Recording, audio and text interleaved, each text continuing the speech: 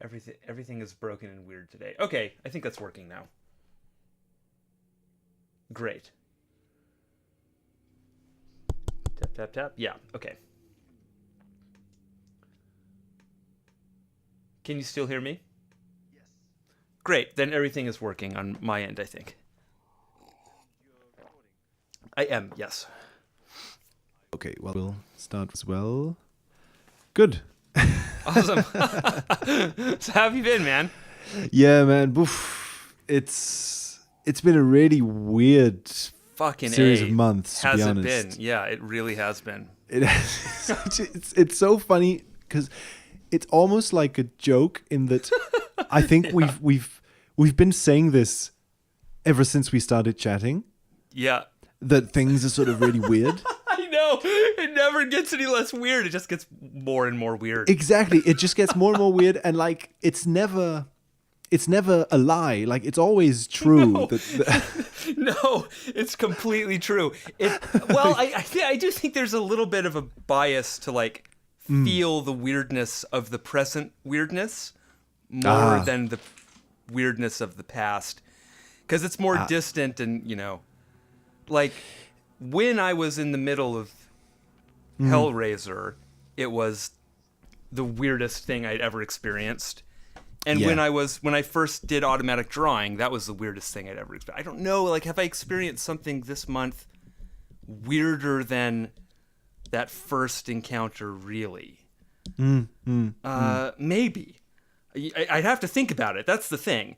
It really does seem like it's much weirder, but sometimes I think maybe I'm tricking myself a little bit there. I don't know. It's hard to Yeah. figure out. Also, there's so many ways it can be weird, There's so many kinds of weird, so many textures and flavors of this thing. It's Yeah. hard to directly compare. Exactly. I think that is definitely part of it because at least for me, these last few months have been sort of weird in a non-sync way. And I think that's what's been weird about it is that I had spent a long time of my life really kind of, I don't know, navigating sync in a certain way. And then suddenly, and it was really like a sudden kind of change. It's like I can't really deal with sync in the same way that I could before in some way. Yeah. And also like, yeah, what you were saying about different kinds of weirdness that I remember when you were telling me, I think it was when you were doing Hellraiser 3, you were like telling me about a lot of like syncs that were happening in your life. And it was so weird because even from the outside, it looked weird. Yeah. You know what I mean? Yeah. And like, Yeah. obviously, like maybe that's not so strange since we are both acquainted with this stuff, so we can recognize it when we see it. But I felt like I'd never had this experience of I could see you in a sync storm. Yeah, Like dude, I could see it from the outside, and it was so weird. Like because I wasn't in a sync storm, but I could see that everything in your life was like I could see your life kind of like you were sharing all these like photos and screenshots, and I was like, wow, it's so weird how synchronicity is felt from the inside, but you can see it from the outside. Yes, even when yeah, it's someone else's experience. Well, because somehow it does. I'm really realizing this now with my sync work that there really is an aspect of objectivity to it. That's the whole thing of it, right? That's why it cuts so hard. If it didn't have this like ultimate collapse onto a pattern that everyone can see, it wouldn't have the same quality. It would just be, it would be more like any daydream or fantasy or dream that doesn't precog something or relate to something else in a strikingly weird objective way like that, It's like these films are shared dreams. So the patterns in them are shared. It's very objective, that side of it, Yeah, and that's like the thing, you asking whether we have experienced something recently as weird as like our initial Right. periods Yeah. of sync.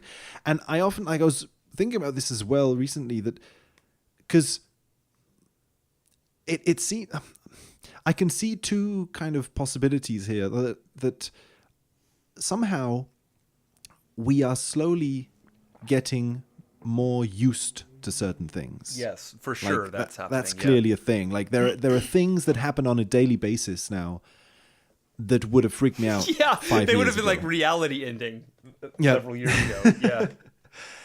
Yeah. So it's weird because in that sense, I can look at like my daily life now, and it's not a very heavy like sync storm, but it's almost like the fact that I've become very acquainted and I feel normal with a threshold level of Yes. Yeah. light sync is somehow, in some ways, it feels weirder than the heavy initial sync You're storms. right. Yeah. Yeah. I don't know. Yeah. No, I think I completely agree. Yeah. There's something, I don't know. Well, it is weirder because you realize that. Here's sort of what I'm experiencing. Earlier on, I think in my sync work. Oh gosh, maybe that. Sorry, I'm just instantly recalibrating what I was about to say in my head before Yes. I even said it. You know. I'll just start with what I was going to say. I was going to say, early on there was a treasure hunt aspect. You know, it's like these were very precious, rare things, and every time a sync would happen, it was like a marvel, and you felt the need to like write it down even because they were so kind of punctuated for me. Yeah. Now it's just this constant trickle of stuff all the time, and I think that's just a matter probably of our perception adjusting to it, right? It's like I think maybe it starts to seem like sync is just, you know, a ubiquitous presence that is always operative in small ways, and then maybe sometimes is operative in more concentrated ways. But the reason I was about to cut myself off is because I also think that there is still a treasure hunt aspect to it. It's just that my standards for what constitutes a real gem are impossibly high now, and yet are being met like with abundance. You know, like I can't believe some of the things I've been running into recently. That they just. We'll have to talk about the whole Circle K thing at some point. Yeah, There's yeah, just no, I a would love to. Crazy situation there that it's like. The thing is I couldn't. The funny thing about it though is that I couldn't have perceived how perfect this diamond is before. I would have seen other parts of it, basically the parts of it that demand less from you to make sense of. You know. Yeah, yeah. I don't know. I just have a I- real feeling of like a filling in of detail or something, or of precision or something as it goes on. It's like aggregative in a crazy way that I think on the whole I agree is weirder. It's weirder than because I don't know. It's just it's so much more structured and organized than I thought. I think. Yeah. I don't know. Does that make sense at all? Yeah, no, it's funny because I have been thinking about this a lot, that this thing about you now being able to perceive something that before you wouldn't have perceived. Yeah, yeah. I have this weird feeling, like it kind of connects to what you said earlier, that you feel sync is operative all the time.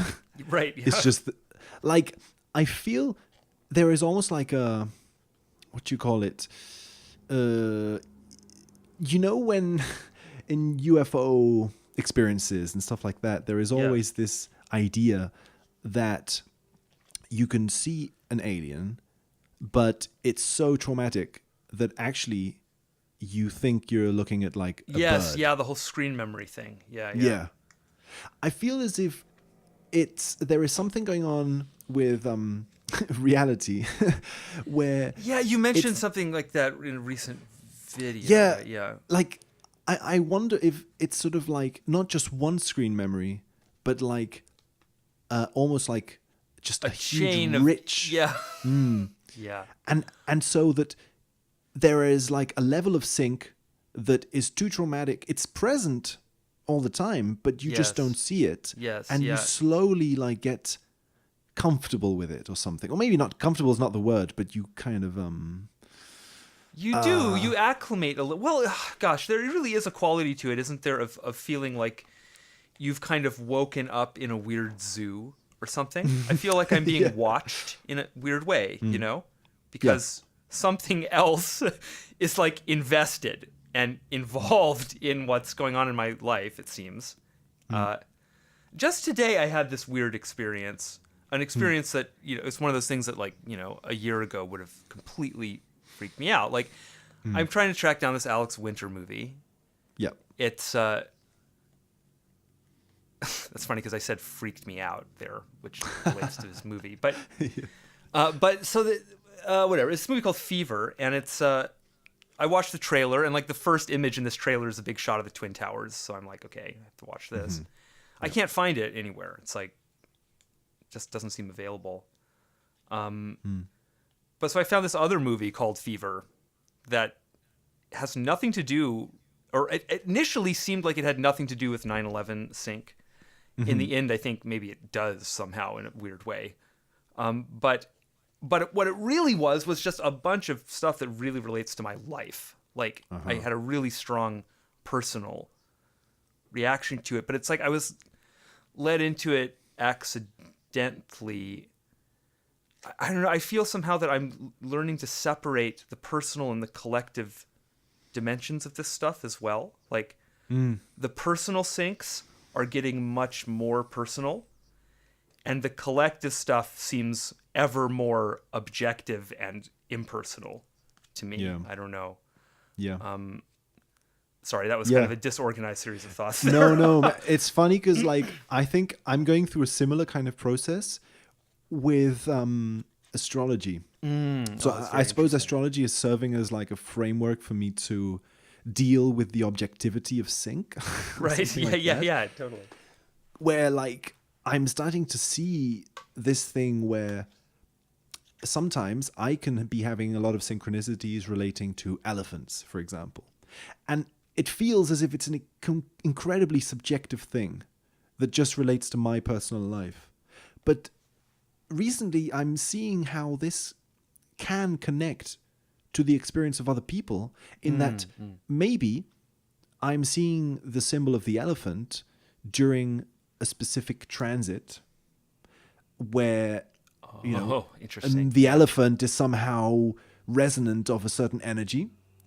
And maybe, like, I am experiencing an elephant, but other people will be experiencing other things. But that maybe they're all sort of, they are connected in some way. Yes, yeah. And it weirdly connects this subjective with the objective. Yeah. Yeah.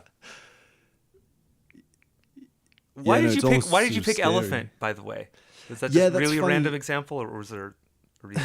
Well, like, that was the first thing that came to mind, but as I was saying it, two things. Because I have been noticing mind. elephants recently. Shit. Yeah. Not in a major way, but it's one of a few kind of, I would say, like, background level images that I've seen. I've just noticed a bit recently. Yeah, funny. Right, but that's bears funny. as well. Elephants and bears seem on my radar for some reason. You know, yeah, it's funny.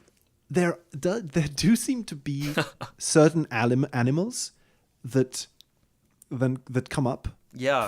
For more people, I don't like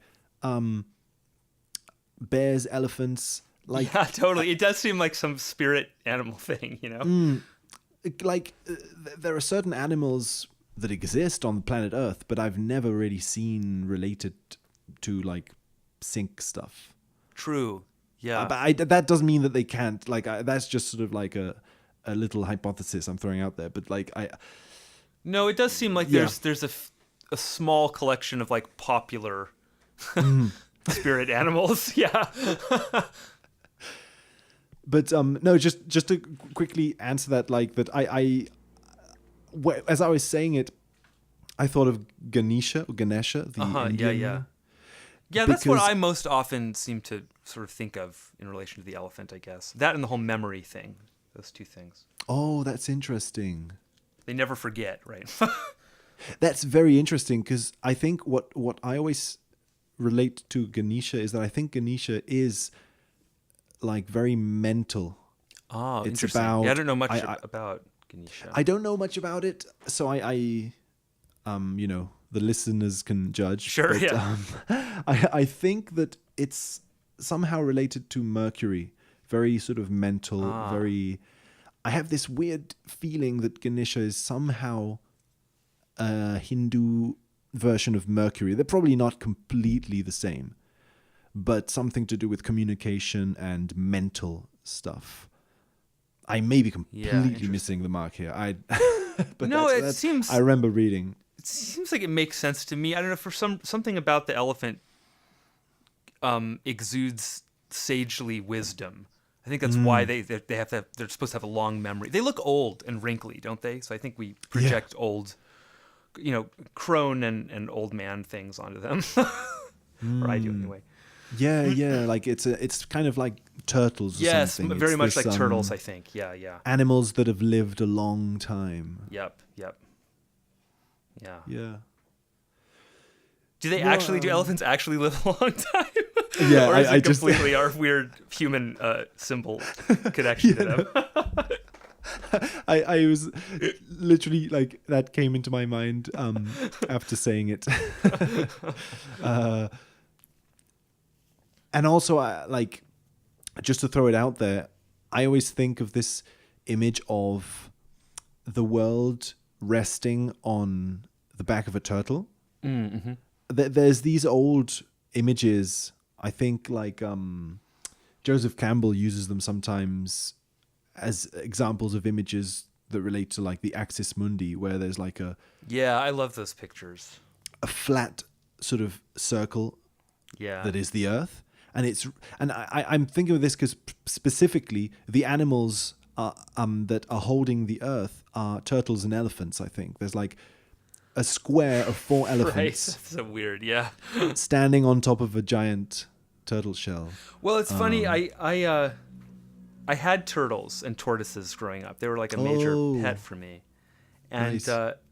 and turtles I often think of as relating to fractalness and recursion, because it's that whole like turtles all the way down thing, like Yeah.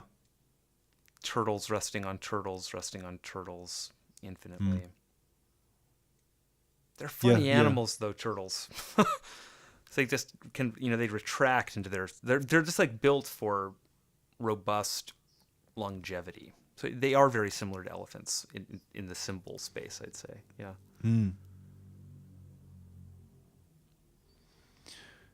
Yeah. They're all hard skinned too, aren't they? Like Oh, of course.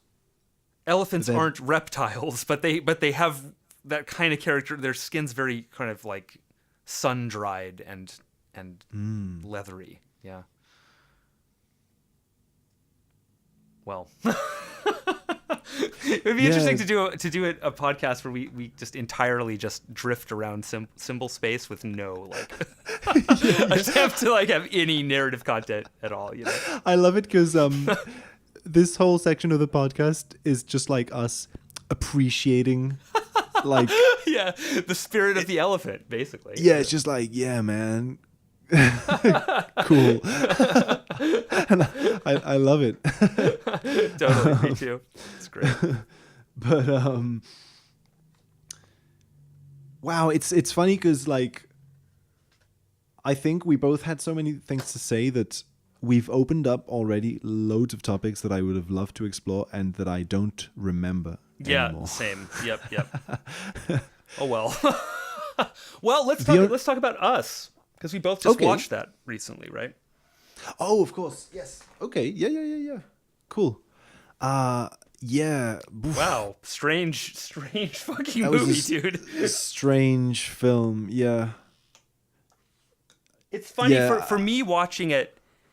It's so full of Red Twin stuff, but I don't feel that in the film it's very related to a 9/11 context. It doesn't seem that way. It seems like the twins are almost used as a euphemism just for sync, or for like Yeah. objective sync or something, because it just keeps like escalating, and then the last image is this unbroken chain of red twins like stretching over the earth essentially. Yeah. No, I know what you mean. It's kind of With precisely 3 helicopters circling in the image, I'd like to. Oh. Yeah. I.e. 3 planes, maybe, like the analysis system Ooh. that lets you see them. Oh. Interesting. Yeah, strange. And it's funny because, like, the Twin Towers do appear at the beginning. I missed it because I think I was literally in the bathroom. I think I missed the shot of the Twin Towers. Right. Is it really right at the beginning? Because I must have missed it then. Because I didn't see them. it's- I was looking for them because you mentioned it. But Yeah, it's a shame. It's literally, I think, the very first shot of the film, which is kind of weird. fuck, that is so weird. Then, well, then my whole it's not related to a 9/11 thing, but it's still seems like that's just the. Well, it's a different phase of this story, I guess. if indeed it has anything to do with any of that, I don't know. I know, like, I think what I I can't found see weird, it any other way, It's so strongly just in my face with Red Twins sync stuff, but yeah. it's just like what I found weird about that is, okay, so I think the film starts with it's funny because I was also late because I was in the bathroom. So that's the theme. Yes. But I kind of entered the cinema, and I think there's this initial kind of black screen with text talking about how there are so and so many miles of underground, like Right. Yeah. what you call I think it, my dad tubage. mentioned that the text, yeah. Yeah. And then you just so it's get, an like- underworld description right at the beginning, essentially. Yep. Yeah. And then you just get a shot of so the little girl watching TV, and Wow. in the 80s, Yeah. and this was weird for two Yeah, reasons. I missed this. because, The first image I saw was at the carnival already. Yeah. yeah, it just has a little shot of her watching TV, and then it like jumps to the carnival, and as she's watching TV, so I think there's like the first thing she's watching is something about the World Trade Center. I don't know what it is. Wow. Some How like weird. Yeah. advertisement or something. And then the second thing is like a TV ad about this chain, like all the red twins, they're doing this chain. Yeah. That's something she saw on TV at the beginning. Oh. Like it's one of these like charity events. That's on TV. It's like one of these things of let's join hands to save the planet or something like that. How interesting. A charity thing, kind of, yeah.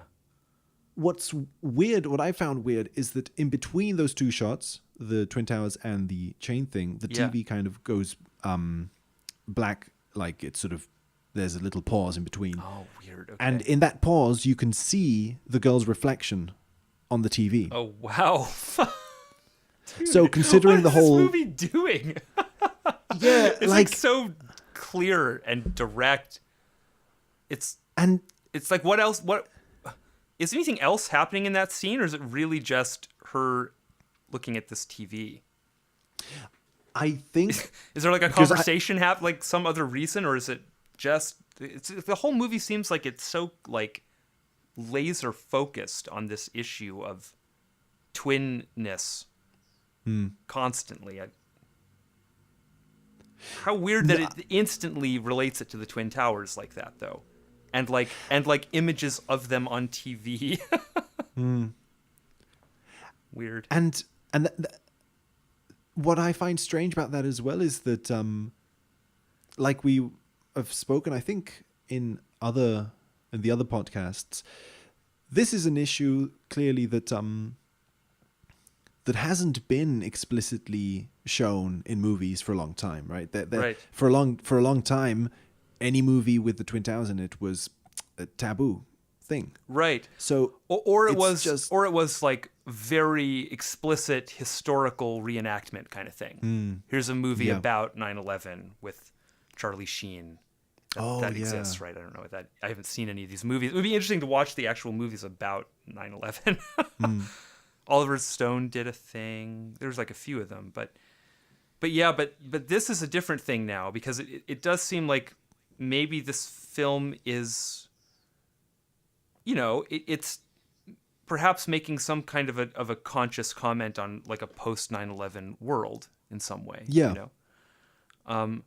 So that's It has it's to be interesting aware to see that it's fiction. using- Yeah, it must be, right? So it is interesting to see our fiction start to allow 9/11 to exist as a context instead of as an event, and then to explore the world of 9/11 in some kind of way, the extended world of 9/11, which is just our world, I guess. That is so strange because I suppose what's happening, and I think you've said this again in the past, is that maybe enough time has passed now that at a mainstream collective level, we are beginning to look at the event symbolically Yes. in a mainstream way. Exactly. That's actually such a cool angle because it reminds me of that painting, that famous one with about 9/11 with the two figures in red blindfolds. Right. Yeah. And I use that as an example of like, look, here's an artist who is consciously thinking, how do I represent 9/11 symbolically? And the first thing he goes for is like twins with red elements on them, and so maybe Us is further, like another example of that. Maybe it really is a film about 9/11 in some kind of way. Not maybe in quite the laser-focused way I'm imagining or something, but like we say, as a context. And wow, look, it's like no surprise, exactly the same imagery is appearing again. It's more red twin things. So it is a really quite natural way to represent that event symbolically, I think. If nothing else, maybe it just points to that. I don't know. Yeah, it does. I think that's one of the things that seemed weird about Us is that it felt, much more aware of what it was doing. Yes. And maybe because of that, I didn't find it to be a particularly like sinky film in an uncanny way, personally, simply because I felt as if a lot of the things, I mean, it was sinky in the sense that I'm pretty sure that, Jordan Peele probably, hasn't really thought of the movie in the kind of terms that we would read it. Right, So right, In that sense, I can see it being sinky in a unconscious way. But I think it's almost like the more conscious the material becomes from the director's point of view, the less eerie and uncanny it seems to me. Like, yes, I know I what you mean. feel it like as if Hellraiser, it seems as if it's completely just like ghostly. Exactly. Yeah, I know exactly what you mean. Yeah. I It's don't not know. Us is not like that. It's not except for me, I think maybe certain aspects of it are like the fact that there's this emphasis on the bloody red hand, which is consistently the right hand, which is also introduced to us with an image of a fox. Oh. I find that stuff quite ghostly because it just relates to this whole business so directly. Yeah, that's definitely But those out are of But those are I didn't notice a ton of that. It there were a few moments, enough to make me feel very weird, but I agree overall it feels very worked. Like even the direct sync references, that's so weird to start to see that stuff. It's the second example I've seen of that, of like 11:11 as a plot point in a movie or TV show. I agree. I don't know how to feel about it. it makes me weirdly uncomfortable, I think. Yes, At- same. I don't know why exactly though. At a social level, I think it makes me weirdly uncomfortable because, like,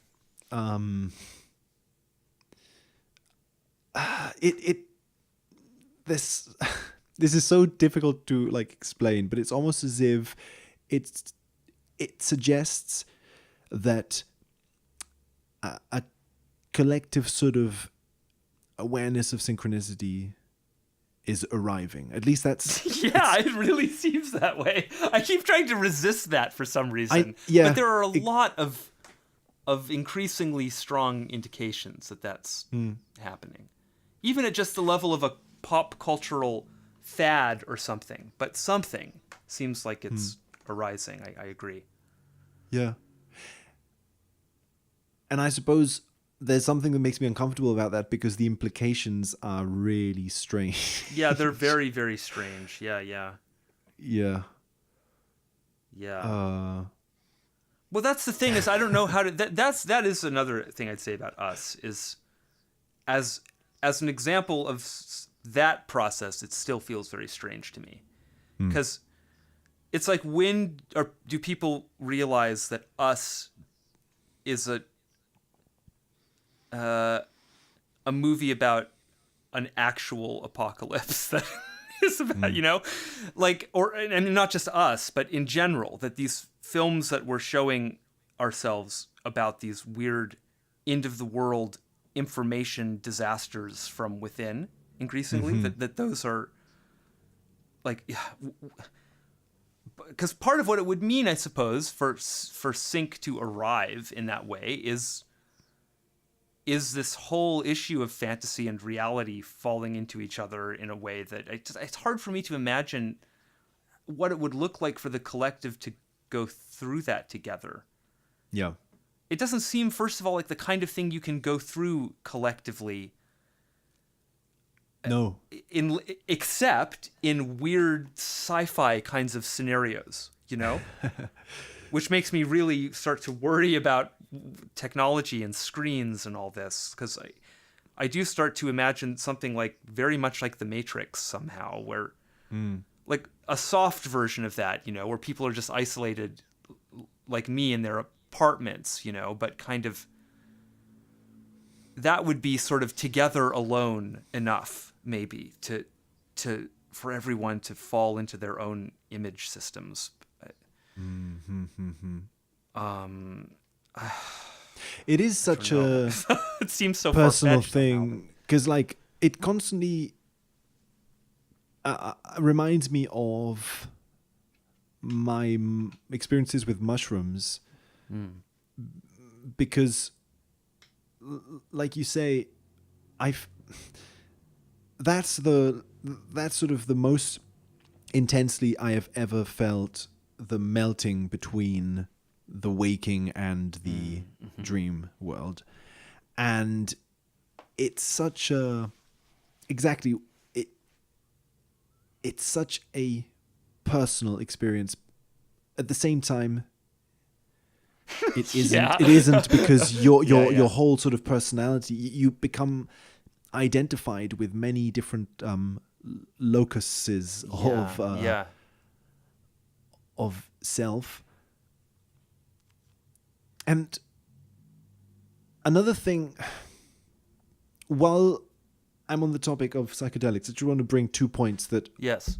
have come up in the conversation and I think may go in this direction. One is that for me, mushrooms definitely did sort of open up this world where synchronicity is present all the time, in that it was such a sort of complete stream of sync to the point where you couldn't really differentiate one thing from another.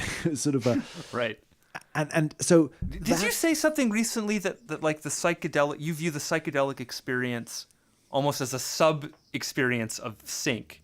Am I putting words in your mouth there? Oh, It's sort of like sync is the bigger container in some weird way. There's this experience of connection, right. Well, I mean, it definitely, like, I definitely feel like that's one of the weird things about psychedelics, in my opinion, is that it's more intense Mm-hmm. than anything I've experienced. But that doesn't make me feel that it's more... Growth that it's more producing, maybe something like that. yeah, or more like it's intense in one way, but it's not intense in another. Like Right. I it's really kind of The only thing I can relate it to in my experience is like out of body experiences that I've had, and then like really bad cannabis trips where things break Yeah. down in funny ways. But relating it to those things, I would agree in my experience that the really intense like fly out of my body kind of experiences are like roller coaster rides. You know, they're very. It's a big sort of like shamanic spectacle, you know, but it doesn't. They don't always contain. It's the subtle stuff that really kills you in the end, right? That's the biggest ego deaths come from the tiniest details. Once the right Yeah. context is in place around those details, you know. totally weird, yeah. I think it's something about that, and also just that right. So the final thing about psychedelics is that it reminds me of what Terence McKenna says about the DMT elves, where he's saying that they want him to not give in to feelings of amazement. Right. That's Like they're interesting, saying, yeah. don't give in to amazement. Learn to sort of be with this, which is something that happens in lucid dreams as well, where like if you give in to amazement, you wake up. And Totally. this, for some reason, like what we were saying before about sync and different levels of sync, that it's as if you slowly get acquainted with things to the point where you can experience them at a daily level and they don't amaze you in like a in an earth-shattering kind of way. Right. Yeah. Or Yeah. that you've integrated that amazement into your worldview or something Yes, like that. I can even be around other people while they're happening and like not freak out now. Yeah. Could just be my private little joke with the universe or whatever. And that, I think, just brings it back to what we were saying about what does this mean for a collective awakening of sync? Right. Because all this issue of which things you are able to integrate and which things will amaze you so much that you just they will kind of throw you back or something out into the I don't know. It like yeah. It does seem like the astonishing is like a phase of it, a phase of the medicine, you know. It maybe it's a recurring phase, I don't know, but it does seem like there are periods where it goes for the jugular.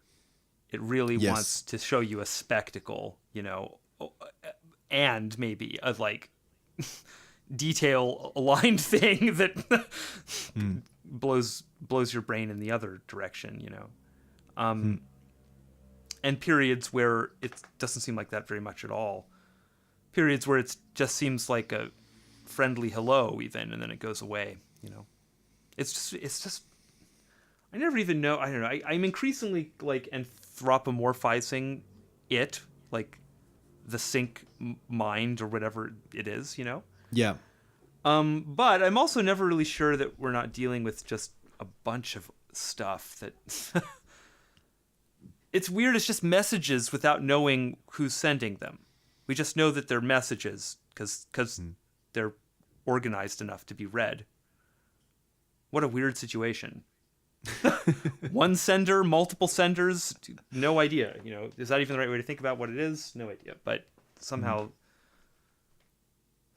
you Yeah. can read these messages though, and they're very like well written, and they connect to each other through time and all kinds of weird things that clearly means it's organized somehow. Yeah. It's funny because like I've been anthropomorphizing it more in recent years as well. I don't know. I find that's an interesting trend that we are both going That through is at the same interesting. time. Yeah. Because I think I would have, a few years ago, I would have really disliked to anthropomorphize it too much, I think. I felt much more comfortable with a kind of like an organic, mechanical system. Same. That- yeah. that is I sort really went of- through that same arc, I think. Yeah. And I still like that perspective. I suppose. Yeah, It's as it still resembles that at times, you know. But there are these other layers to it, aren't there? Yeah. Yeah. Well, here's I don't know if we talked about this before on the recording. Did we talk once and not record it maybe or something? Or, Yeah, we had a good one. yeah. And we didn't record it. Oh well. Well, something very, very weird that happened to me during the Hellraiser analysis that was like a new level of weird spectacle that I don't think has probably been surpassed.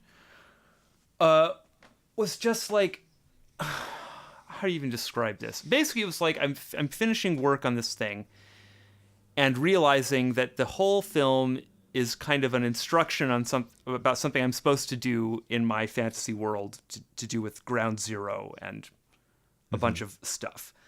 Yeah. And then as that's happening, I just have this feeling of like, this is the strangest thing. I feel embarrassed to even talk about it actually, but like, because it sounds like a story I'm making up, but the light bulb in this room started flickering like I mean, like there was an electrical problem. Like I was worried it was gonna blow, Yeah. and it stayed that way for like many hours while I was editing this thing, and also feeling as if it's like the myth was saying the host of the 9/11 dead are gonna heal you, and then I kind of felt that in my.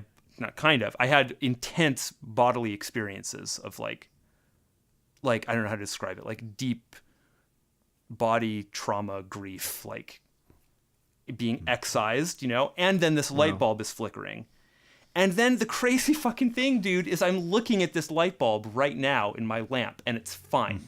It's 2 months later and this bulb is fine. There's not a single problem with it. I can't make it do anything. But just on that one day, during that exact period, it was just freaking out somehow. Wow. So that was like a real. I mean, I don't know how it was flickering. Like it. I do think there's a problem in the lamp. Like, if I fuck with it a lot, I can get it to flicker on and off a little bit. But I have to really go at it. For some reason, on that day, I couldn't get it to stop. You know, it was like just going crazy. Yep. So that was to me. It was like it approached like a poltergeist kind of thing. Like it was really, really fucking weird. Because there were a million other, you know how it goes. Like there were a million other sinky things going on too. Like it's just everything was a message during that period. You mentioned, so I sent you some of those photographs and all this stuff, and it all connected to the discovery of this new pattern that then I'm now like just correlating all this material through again, and it's working in this crazy. It's just the whole thing. That is a level of weird that I think would have sent me probably to like the hospital, if it had happened a year in advance. But it was like I was ready to accept it on some level. Barely, After that happened, I had to take like a month away from looking at screens. Basically, I just couldn't do it. Yeah. I think my dad was probably a little weird because I think he's a little offended because I kept declining to watch TV shows with him and stuff, but I just couldn't be in front of him. Yeah. God, I know what you mean, and Anyway, I mean, people are the probably going to first think I'm thing- making that all up, right? That sounds so unbelievable. I can't even believe it happened still. I keep thinking I must have misunderstood something. Clearly, that light bulb did blow up and I replaced it, and I just don't remember. But no, I really think it happened that way. That's the weird thing that, like, and it's funny because this is also something I've been thinking about recently, is this connection between the concept of synchronicity and the concept of energy. Yeah. And Yeah, I know what you mean. because I think that in this period of slowly getting comfortable with more objective sides of synchronicity, somehow that has gone hand in hand for me with also kind of accepting a slightly more objective aspect to the idea of energy. And it's like it's a really weird thing to talk about because I think that it's very abstract. At least I see it in a very abstract way. But totally, I think that. Well, actually, maybe you can help me just at a very basic level. Like, I don't feel that I have any idea what energy means, even in a Right. scientific context, you know, when people say that. What are we talking Yeah. about really with energy? Right. I think, like, it's funny because the reason that word seems comfortable for me to use is because my initial sort of knowing of the word energy was through Jung and using it as a sort of psychological metaphor or model. So Interesting. because Jung has this book called On Psychic Energy, and it's the first book by Jung I read. Actually, my father gave it to me, and it's just an essay where he's kind of distancing himself from Freud, saying that in his view Freud is mechanistic in that, like, so he's saying, okay, Freud is mechanistic, I am energetic, kind of thing. Or he's sort of putting those two. Jung, I'm energetic. Right, that's so funny. Well, I just imagine that in Keanu Reeves' voice or something. Nice. Oh, man. Like, yeah, he never explicitly says that, but it's sort of, he does mention. No, I know what you mean, though. Yeah. He does mention Freud and libido and stuff like that. I haven't actually read that one, but I've seen Jung do sort of make similar comparisons to Freud. Yeah. Where, like, he's saying, okay, so for Freud, he's focusing on, in some way you could say probably that Freud is focusing on individual events. Like, for example, there's an event in your childhood, like you saw a redhead, and then for the rest of your life you've only been attracted to redheads, something like that. Right, yeah. And then for Freud, it's like a billiard ball situation I where see. Yeah, interesting. the initial encounter with the redhead is the Causative important element, one. yeah. It causes you to like redheads. Right. Whereas for Jung, all of those events, all of the times that you've been attracted to redheads, including That initial time. Yeah. that initial childhood time, are all part of a wave. They're all dots on a wave. Yeah. Interesting. I love this. So that it's acausal in the sense that he's not focusing on what caused what, but the general trend and which direction is it going in. The wave is going in this direction, or it's as if Freud is focused on the past and Jung is focused on the future in some way. That a very simplistic kind of. Yeah. And it does thing, also but, seem to maybe slightly map onto particle versus wave in some funny way, like Right. you're saying. Yeah. And so yeah, for me, for a long time, I liked seeing energy just in this sense of symbol and archetype, in the sense of different objects or different events that are all part of a same wave or a same kind of system, Yeah. and you're looking at what can you abstract from them or something like that. I don't know. But also, maybe in more specific terms, that like Jung uses an example of different magical rituals actually from anthropology, like different tribal societies and different rituals that they have, and he's looking at like, you know, a ritual where you make a hole in the ground and then you grab like a stick and you just poke that hole with the stick or something like that. You put that stick into the hole in the ground and you are fertilizing the ground, let's say. You at least, you know, depending on which anthropological read, but Sure. he's saying that in that ritual the intention is to fertilize the ground and so on, and so that after doing it, everyone in the society is like very focused on the harvest. I don't know how to say it. Like that would be a very psychological read, saying that you have put a lot of energy into a specific symbol. So now that symbol is, you're focused on it. It burns brighter in your mind than another symbol. Yeah. Yeah. So difficult, but so I don't know. I feel like maybe I'm getting a little lost in this. I don't know if maybe you want to like add something. Well, no, I don't know, because we were just talking about energy. And, Yeah. Well, so there's a few things I was thinking of. I'm pretty sure that the first thing I ever read by Jung was something given to me by my dad. I think it was Memories, Dreams, Reflections. Oh, interesting. In my case, it's because I think I'm remembering this correctly. I'd been assigned to do some essay for some middle school class or something that was supposed to be about like a life-changing experience, and I wanted to write about my like out-of-body experiences. So Yeah. I think it was part of like research material for that. Oh, cool. My dad was like, "Oh, you could read about this collective unconscious thing."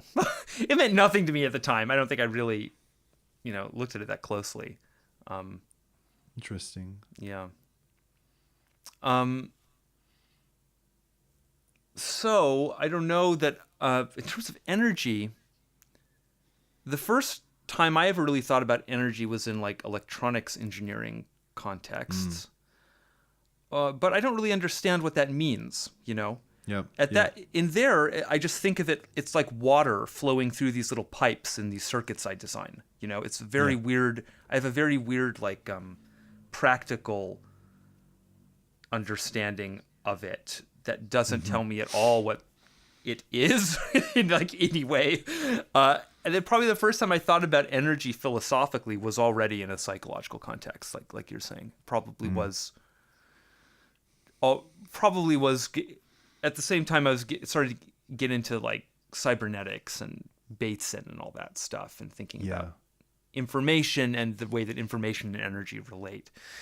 But I never really understood that stuff at that very fundamental level. It's funny with those things, I often wonder if I understand it less than other people, or if I, in some strange way, maybe understand it more than other people, which causes me to feel more confused because actually we don't have any idea what any of these things are, maybe. Yeah. I don't know. Yeah. Yeah. You know what I mean? Energy is such a strange idea. What are we talking about? It's a really abstract idea, exactly. Yeah. Because that's the thing that constantly gets to me, is that when we visualize it as water flowing through pipes, Yeah. and obviously that's the only way we can visualize it, because that's the problem with it. Any visualization will be material. Right. You will use water or gas or fire or material Exactly. Yeah. things. And yet, in order for it to not be, if we're going to say that it's something that exists somehow in opposition to matter or something like that, then it isn't material. Right. So the only thing that isn't material, I think, and I think that's somehow maybe what I find interesting about the Jung thing, the only thing that isn't material is the relationship between materials.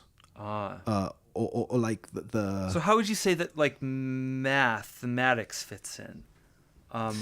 Because couldn't we understand I mean, we couldn't maybe, but couldn't a mathematician or if just a physicist understand energy mathematically as opposed to in a visual metaphor, which is what I would think of as an engineer rather than as a theoretical physicist or something. Yeah.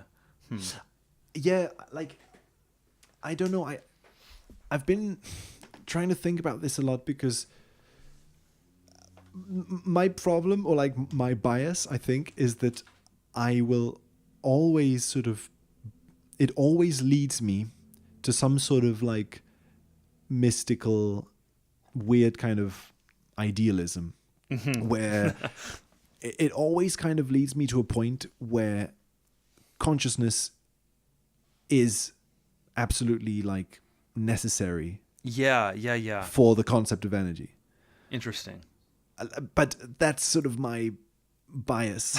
Right. Because I'm kind of, it always leads me down that whole Yeah. Well, it's inescapable at maybe more than this level, but at least at the level of like what we can know about energy is something we will know in consciousness. So it's mediated by all that stuff. Yeah. At least that, right? Yeah. Which is something that it seems to me for some reason the scientific world doesn't take very seriously or pay very much attention to. I think because they've had a really good run of predicting things with their models quite accurately. So I think it's inflated their sense of something like ontological transparency or something. But that's kind of run out already, really, I think. It's just that the attitude hasn't caught up yet with the fact that once we're done understanding these simple sort of Newtonian level systems, like things get quite incomprehensible again. Yeah.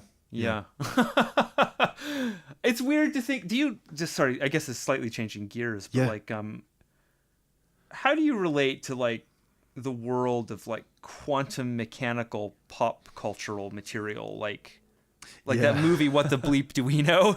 You know what I'm talking about? Wow. Things like that they're like quantum theory exists, therefore, and then just a bunch of weird stuff. I have a complicated relationship with that stuff, because I think that the weird stuff is also like true in its own domain or something. And I think that quantum mechanics as a metaphor is an okay metaphor to describe those other things, maybe. Yeah.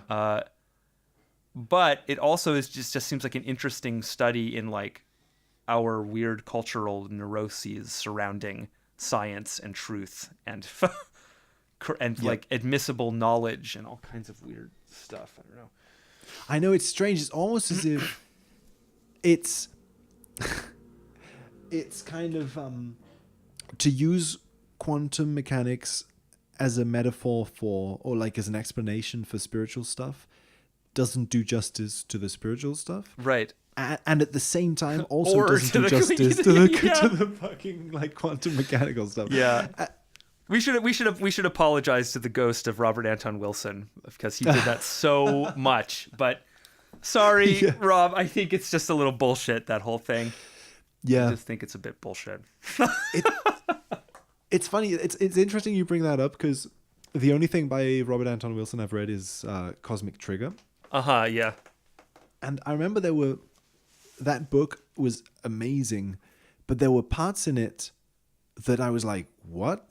Yeah, 100%. I mean, that was his whole thing, It was just Yeah. I think it's all in good humor and with maximum self-awareness and all that. I'm not actually criticizing him really, but Yeah. But I think that he also inspired a bunch of people that took it more seriously, that particular aspect of it, you know, the quantum mechanics as the magic word that lets you have any, that just lets you continue to relate to the psychological domain in a quasi-projective, externalized way, I guess, is really what that does, right? Yeah. It's just still, you're still not quite seeing the stark autonomy of the psychological aspect. It has to be related to as another dimension in the material world somehow, you know? Yes. Yeah. Which maybe it is. See, that's the thing, is I think at the very core of that idea, maybe there is a connection between the quantum level of the material world and what the psyche is doing. Because it's all one big system, right? We should assume it's all working together somehow. And probably whatever consciousness is, does make use of quantum something somehow, because that's the foundation of the physical world, apparently. So I think it's weird to separate consciousness out of it. Of course, it's part of some quantum thing, but that's not how it's used by like, what the bleep do we know? Yeah, it's used in a very cartoon projection map kind of way there. It's funny because, like, I hadn't thought of that film in years, and I think it was one of the first things I ever watched that took me outside convention, to put it one interesting. way. Yeah. Well, it's exactly. Maybe that film fulfills a very important function in some way. Like it again, I think, like, yeah, if I were to watch it again now, I'd probably find it very, I don't know, maybe I would find it very cringy. That's my judgment at the moment. But I feel like at that stage in my life, I wouldn't have accepted other explanations. Exactly. It's almost like the thing about screen memories and trauma. Totally. It was like... Yeah, well, exactly. Yeah. We could say exactly the same thing about the whole alien abduction world, maybe. I would really hesitate to, because it's not clear to me that there isn't some other very literal thing going on there, maybe. Who knows? Yeah.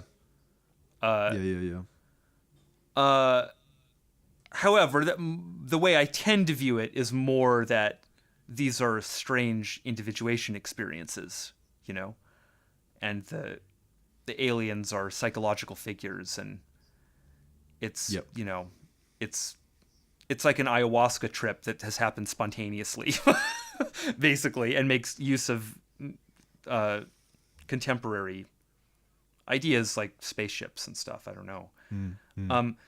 So I'm not saying that's what it is. That's just my bias in thinking about it. But it's a similar space there potentially. Sorry, that was part of like a 2-part idea, and I've forgotten what the second part is. So that's just going to sit there as some not very useful idea. My apologies. No, like, I'm actually I it's making me, it's making me think of a lot of things. Maybe the other part of it was just like, just that was a big one for me, because I had strange nighttime experiences and stuff, and like alien abduction was a model that I used to think about those experiences in for many years, and that really helped me because it was a model that was from the collective. There was something in culture had something to offer me. You know, it wasn't a total wasteland of you're a crazy person. It was, you're a crazy person, but there's a lot of you crazies over there in Alien Town. And also, although we think you're crazy, we also kind of fetishize you in a weird way and make things like the X-Files. Yeah. So. Yeah, exactly. Yeah. It's still in culture space. Right. there's an anchor to a collective thing still that's helpful. Yeah. I think that's why, like, I think that's why I tend to sort of idolize Terence McKenna in some weird way. Yeah, me too. Because I feel like him and Robert Anton Wilson, and there's a whole sort of series of people that for me were like stepping stones into a slightly less cultural space. Agreed. And Yeah. it was a very noticeable shift. It was kind of like, okay, I've been flirting with this idea of like out of body experiences and dreams and these kind of concepts that everyone else is sharing. But now we're entering into the world of synchronicity, and now you're alone, kind of thing. Yeah. Exactly. Now you're alone. Now it's like your own thing. Yeah. And wow, you know. But like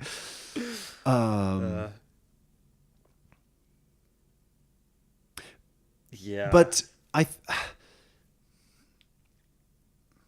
think that's why the concept of energy is a little weird, because it's the word that comes most natural to me, but it has all these associations to the world of physics or like mathematics, that it's weird how that happens, how both, you know, quantum mechanics and energy and all these kind of, let's say, serious mainstream science ideas end up being very useful anchors for Yeah. heavy. I suppose it's like there's something safe about that or something. Yeah. You're like, you feel safe because it's like, okay, this is a word Totally, that other yeah. people use. I also think part of it maybe is that, my view is that, like, you know, people just have appetites for this kind of stuff, like what we would call now superstitious material. Yeah. People want to think about ghosts, you know, and they want to think about Bigfoot, and they want to think about aliens and that kind of stuff. It's just and they want to think about it. They don't always want to think about it in this lame, neutered context that tells you it's fiction. Like, we'll all go see the Bigfoot movie with all the special effects. That's kind of doesn't deliver what you actually want out of the experience, right? Which is to have a little bit of a, like, everyone can appreciate, I think, an occasional weird trip. It's just like a part of life and something that we're wired to appreciate in a little way, a little bit of a way, you know, in probably in a spiritual kind of way, you know. So it's part of maybe an ever-present spiritual aspect of human beings that is trying to be expressed, you know, but then our culture doesn't. Our culture has made a lot of the conventional modes of expression unacceptable or taboo. And so people are reaching for any... See, the funny thing is people are using energy more as a symbol than as an actual scientific idea. It's a symbol of ghost mana. It's like the soul, or some, basically, right? Which is, you know, one could say soul, but you can't say soul, so people say energy. And it seems like a lot. I think there are a lot of terms like that are basically just substitutional for very, like, classic ancient wisdom ideas, you know. Yeah, it's interesting, and it does totally relate to what we were talking about before. It's like screen memories. It's like a way of relating. You can't. It's too traumatic still, right? To directly see, to like unmask the spirit world, pull down the veil, and understand. So you're relating to a toy, which is this other series of ideas that track, they map all those spiritual ideas. So and that can be a bridge, you know, or it can Yeah. be a tortoise shell, I guess, that keeps you isolated from Yeah. keeps you from, because ultimately maybe you do need to. I mean, I don't know. I know that for me, and I guess for you, like, and probably for all people that, I mean, I don't know. I also feel sometimes like that I weirdly like Stockholm syndrome myself about this sometimes. And it like, it's all good that this all like maybe not though. I don't actually know what's happened, you know. Right. Yeah, I see what you mean. Yeah. I won't bother to complete that run-on sentence, but yeah, exactly.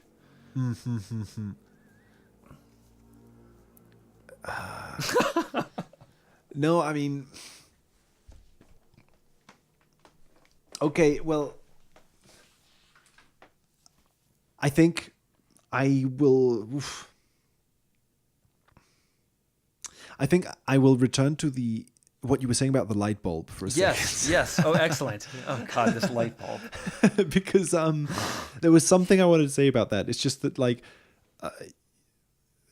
that kind of experience is exactly, it's that kind of experience that recently makes me need a word like energy, Yes. I think, because it still is synchronous. Like you can see it as synchronicity in the sense that you're doing something. Yeah. No, there And then was something else energy. is I mean, happening. I know exactly what you mean. There was, I mean, by which I mean, I just felt something in my body strongly. I had body physical waves of feeling. Like emotion is that way. It can be so deep that it's like Yeah. quaking in you, you know? Yeah, you need a word like energy to describe the impact of something like that, but it's also a subtler sense, right? It's like the way that it just bleeds into these other things, Exactly. It like radio wave. But the funny thing about the light bulb too is that one seems like it's about energy. Do you know what I mean? It's because it's a light bulb that's doing a thing. It's electricity. Like it's symbolizing the issue of energy.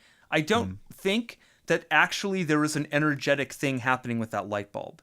I think Yeah. it's like the light bulb was sitting in the socket in a really peculiar way that happened to make it flicker, and that's some 1 in a million position of the way that it can sit in there that will never happen again. You know what I mean? Yeah. And that day Yeah. it happened to sit there in order to then stage a tableau about energy.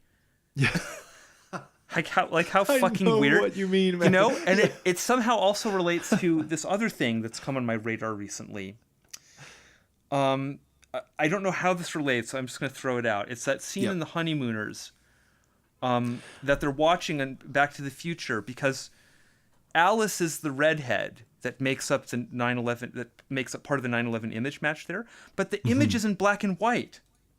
Oh yeah. So it knows that she's a redhead in an abstract informational way.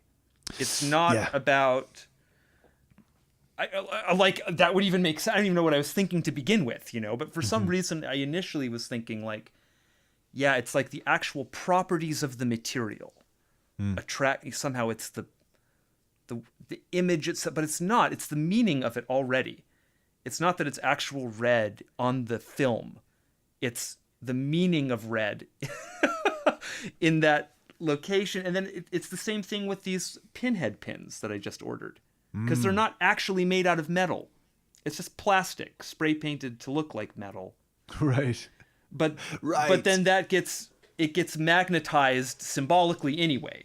It still manages to appear on the correct side of the frame consistently in all these weird ways. Like, so it's about it's about what it represents, Yes. not about what it is. Somehow it's the same problem with the light bulb, just backwards maybe, or maybe it's just the same way around. I don't know. Yeah. I think. Okay, so this is like the problem as I see it. By the way, can anybody is anyone following this conversation right now? Like, what are we talking about? I've just jumped over some like pinhead pins, but like, what are we talking about? We probably need to explain some of this. But sorry, finish your thought, and then maybe we'll Right. try it. Yeah. Right. Yeah, that's a good point. I mean, well, we could say that you recently purchased some Pinhead like figurines Yes. from the movie Hellraiser. And I found someone who worked on the movie is selling the actual pins that were in Pinhead's prosthetic during the filming. Yeah. And so they have little bits of his makeup on them still, that kind of thing. Whoa. So they really are like relics. And this person is selling them at relic price. He wanted $45 and I Yeah. paid $30 with an offer that was accepted. So I have one of these pins. For some reason, I want to make I want to put these objects together physically in the real world somehow. I want to, because I also have a book of matches coming that was from the club at the World Trade Center, the Windows on the World restaurant, which I think is the boiler room in that myth. So for some reason, I Right. want to put that Pinhead pin in that box of matches. And that's going to unify those two things for real, and then it's all going to be okay. I don't know. It's a weird impulse. Dude, no, it's funny. I really like that impulse. It's so funny, like accumulating physical things. It's funny. It relates, I think, to what we were saying, that we're kind of coming into contact with a slightly more objective side of this, and maybe it's like we need it to be more material. Yeah, not we need to it, Yes, but, I think Jung goes through the same thing when he builds this castle. Thankfully, this is a exactly. slightly less like crazy, expensive, ridiculous thing to do. Just buying some movie props, everybody. I'm okay. But it's the same. It is the same feeling though. Because he says the same thing. I forget the exact quote, but he just says something like it wasn't real enough. I had to put it in stone.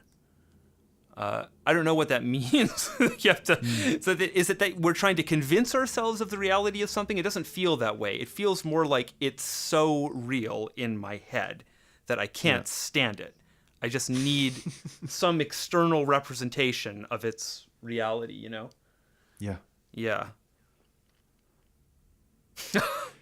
Like what it makes me think is that because what this feels like is as if magic, as like ritual magic, Yeah. is spontaneously Yeah. constellating in our life. I know.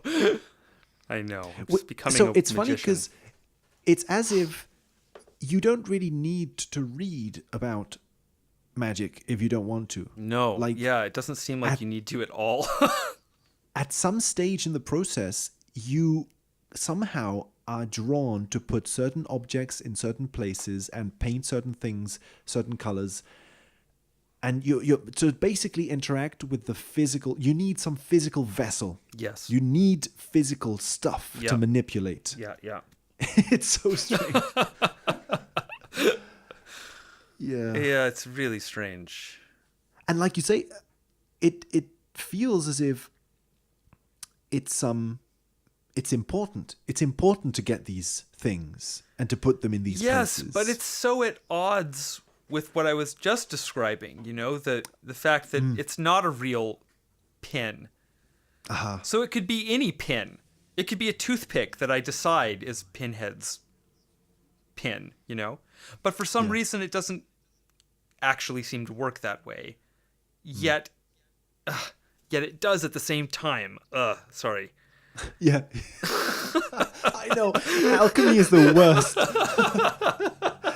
It's the worst to talk about. It's like everything Alchemy is a is paradox. You just can't make any sense of it. But it's kind of like when in magic, and this is the thing that always kind of upset me about magic, or the thing that I never kind of was satisfied with, is like, exactly, why do you need a specific type of salt when you could just get any salt or whatever? Right. And Well, it's the think same issue, right? We'd like to make the symbolic primary, but it just isn't. It's both. It's always exactly. both at the same time, right, it's something about that. It's as if we have gone through a phase in our lives, maybe when we have been focusing a lot on the symbolic side of this. Yeah, yeah, yeah. Where, like, you know, anything could symbolize, like a spoon could symbolize Pinhead. Right. whatever. Yeah, totally. But now we're entering into a place where only Pinhead could symbolize Pinhead. Yeah. And you need to acquire the specific Pinhead. That's right. That's right. Yeah. like,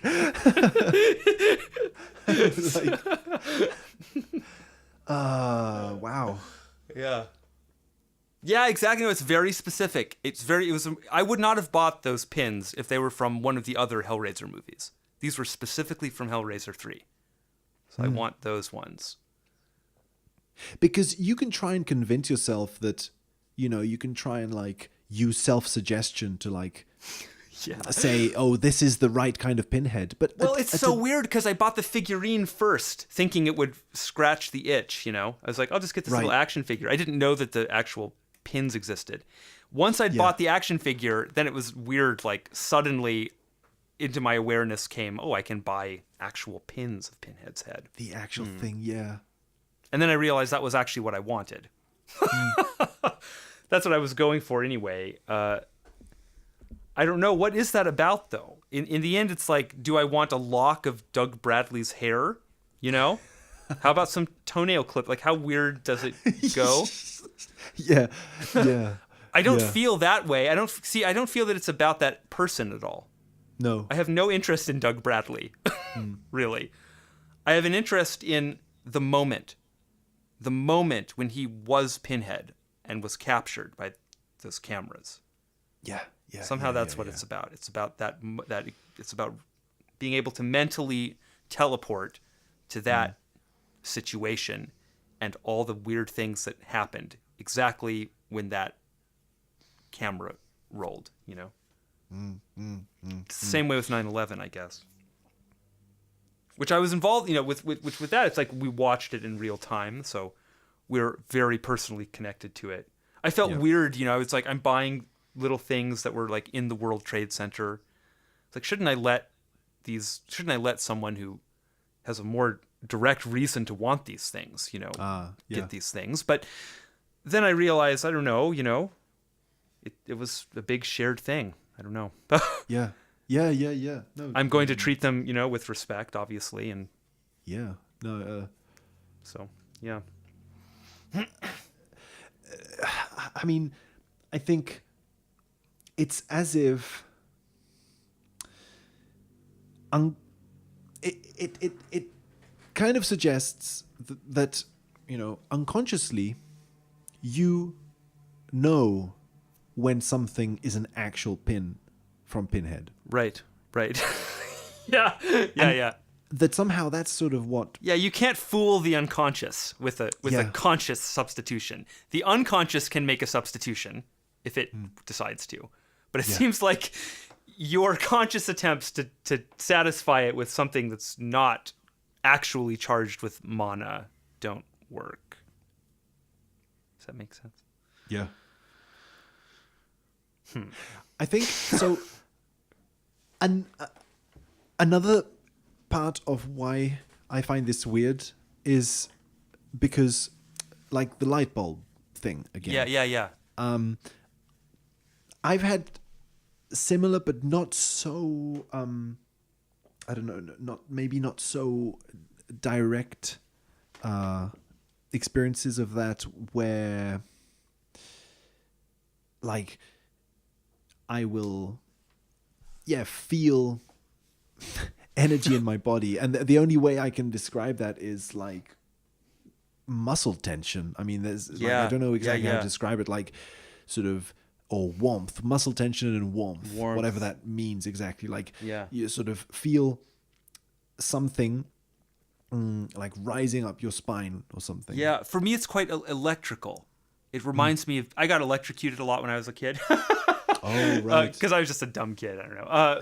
But it reminds it, right? You know, I have weird feelings of tingles. You know, that sort of frissons down the spine and that kind of stuff. Like feeling like parts of the body are falling asleep. That kind of thing. Yeah. And it's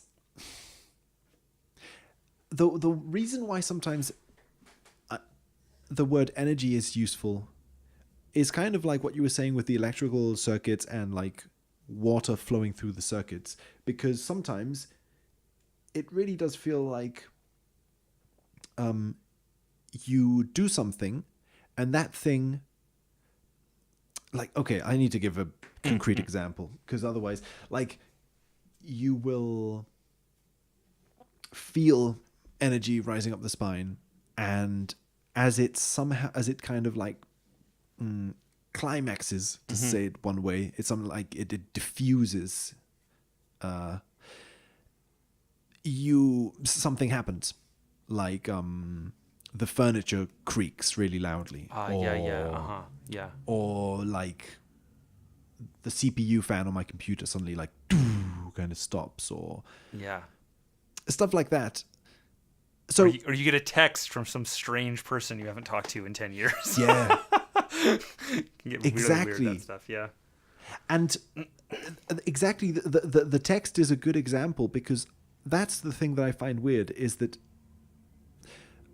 sometimes it seems as if a physical explanation for energy is appropriate. Where, like, for example, energy is rising up the spine, and let's say, imagine, okay, I'm going to give a convoluted example, but Yeah. you're sitting under a tree, for example, and you, at some moment where the energy is kind of like, it bursts out, or you feel it to burst out, an apple falls from the tree. And you imagine that happens many times, so that you really feel like there is a correlation between this specific moment where the energy does this specific thing and the apple falling, to a point where you could almost predict it. Right. Say. So that seems a very physical thing. But I have experienced, and I'm sure, like, I have a feeling that you or other people have experienced, because we've spoken about this, where this happens between you, like, and imagine the same thing is happening, but instead of standing under the tree, you're watching a movie. And at the moment that the energy happens, an apple falls in the movie. Yes. An apple falls from a tree in the movie. So clearly, that isn't some sort of like electromagnetic wave that is touching the tree, and like breaking the branch and like causing friction. Oh yeah. It's clearly something stranger, because it's a synchronicity. It's a correlation between that moment and the.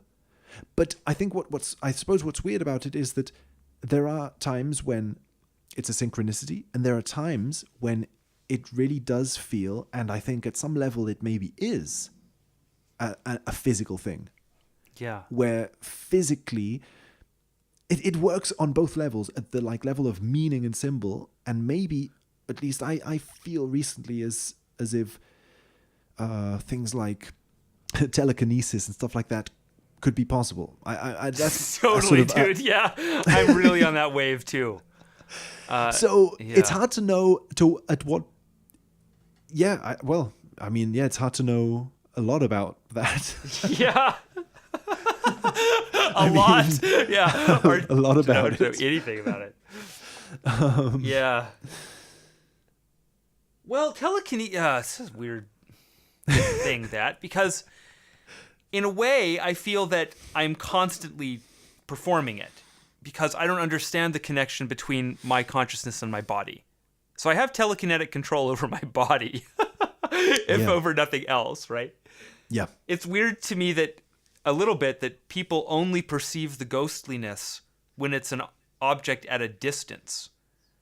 But it's already an object at a distance, isn't it? Just the fact that I can think and my hand does something, to me, is already pretty weird. That's a lot of, like, millions of particles, like, instantly conforming to my whims about them, like, whatever those are, you know? Yeah. It's just purely that we can look at it and say, oh, look, it's connected by a wire to the brain. And so that's how that works. Except that we don't know what the brain is doing as pertains to any of that, really. I mean, obviously it's an information processor. But what is information? What is information and energy? Aren't they? I want to say somehow they're the same. Is that a ridiculous impulse?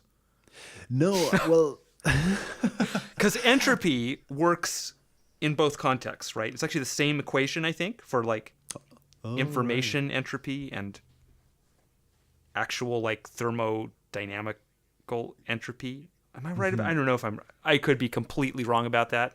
Everyone, I have no idea. I think I remember that's true though. Maybe I'll look this up right now so that yes. No, we're I mean, not I would completely definitely leading people down weird tangents. But. No, I feel. I mean, yeah, I feel the same way. That it's something to do, and that's I think what makes it immaterial. In that, oh, God, really, like alchemy sucks because.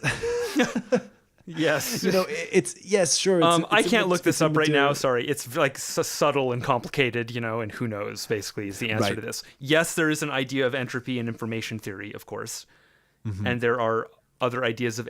I don't know if they come down to the same equations or anything. I might have been making that up, but clearly there's some kind of a strange relationship between energy and information, if nothing else, Yeah, right? because I think that maybe my Because information is tentative thing- organization, and organization just can't happen without energy, right? It just doesn't make sense to talk about anything happening without energy, I guess. So, Right. Yeah. Exactly. I think organization, relationship pattern. I feel as if that's the kind of the thing I've been kind of pushing in my recent videos is that energy has something to do with pattern, so which maybe is another way of saying energy. I mean information. It gets to a point where I could say that energy is this and it's that and like it gets very sort of meaningless at some point. right. But, Well, also, I feel like I get lost very quickly. Are we talking about the soul, or are we talking about some other thing, or both? yeah. Yeah, but I agree. Pattern, yeah.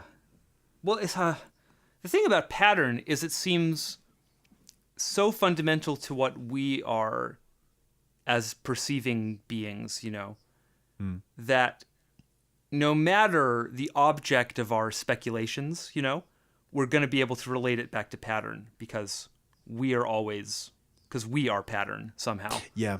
We are the living embodiment of pattern, Yep.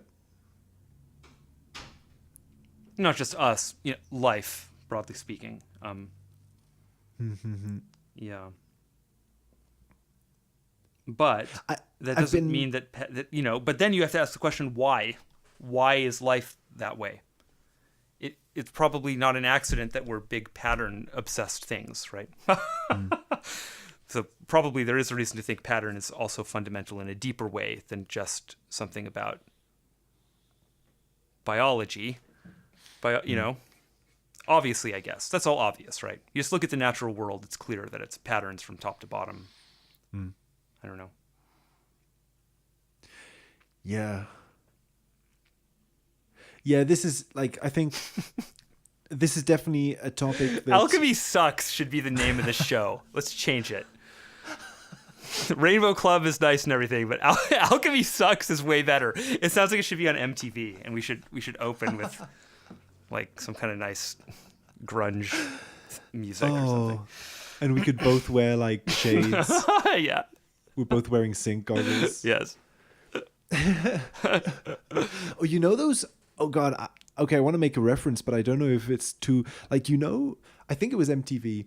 There's this type of program in the 90s where in between sketches or in between like sections of the program, they would have little like 3-second inserts Yeah. with the logo of the show. Yeah. Animated in some weird way or whatever. Yeah. And people like I'm imagining like someone looking at the camera and saying alchemy sucks, and it's just like a Yeah, totally. a 3-second clip that is like, Well, actually, know. it reminds me a lot of the Idiot Box, which was the Alex Winter sketch show on MTV that then became Oh. Freaked, basically. It's like a spin-off of that. I have not watched that. Well, I mean, I hadn't even heard of it. It's so. pretty funny, like, and very much in that vein. It's like short, weird, like Nickelodeon, MTV freak out aesthetics, you know. Speaking of which, I was looking on eBay the other day at a Nirvana T-shirt for Ooh. Nevermind that is like it's like an original run from the 90s of this shirt, you know, but it's like Oh. they want like over $1,000, like it's like over $1,500, like I just can't even understand like Yeah. how you could be into that band really and ever wear that shirt, you know. Oh yeah, no, yeah. It's because it's grunge. It's so anti that whole idea. But it's like now it's this like fashion thing that someone's gonna spend $2,000 on so that they can have the cool original Nirvana shirt. I don't know. It's weird. I'm mocking it, but it's ultimately, is it any different than what I'm describing with the pinhead pins? You know, it's another cultural relic thing, I guess. Yeah, but Something about it just it also just was like was just realizing like we're in peak 90s retro, if that can exist, you know. We're definitely in right. the dead center of it now, you know. wow. Okay, that's interesting. I mean, I wonder if Freaked is resonating with you, and I mean, it definitely resonated with me as well. Now, I mean, we've been into 90s movies for a long time. It's kind of, you know, Right. I think probably all are. I don't know, but it maybe in a bigger scale. Again, maybe using astrology as a guide. Nice, yeah. That maybe we are in some sort of peak of 90s retro. Maybe in a more objective, weird. Yeah, but dude, think about how Astrological weird it sense. is, because what happens after the 90s retro? Right. Yeah. 9/11 Yeah. is the next like major thing, is the whole odds. Yeah. So what's that going to look like, I wonder? Right. You know? Right. And us. The Yeah. movie Us Yes. Yeah. It's seemed like to be a slight taste of yes, that. it's looking forward to that a bit somehow. Yeah. I feel the same way.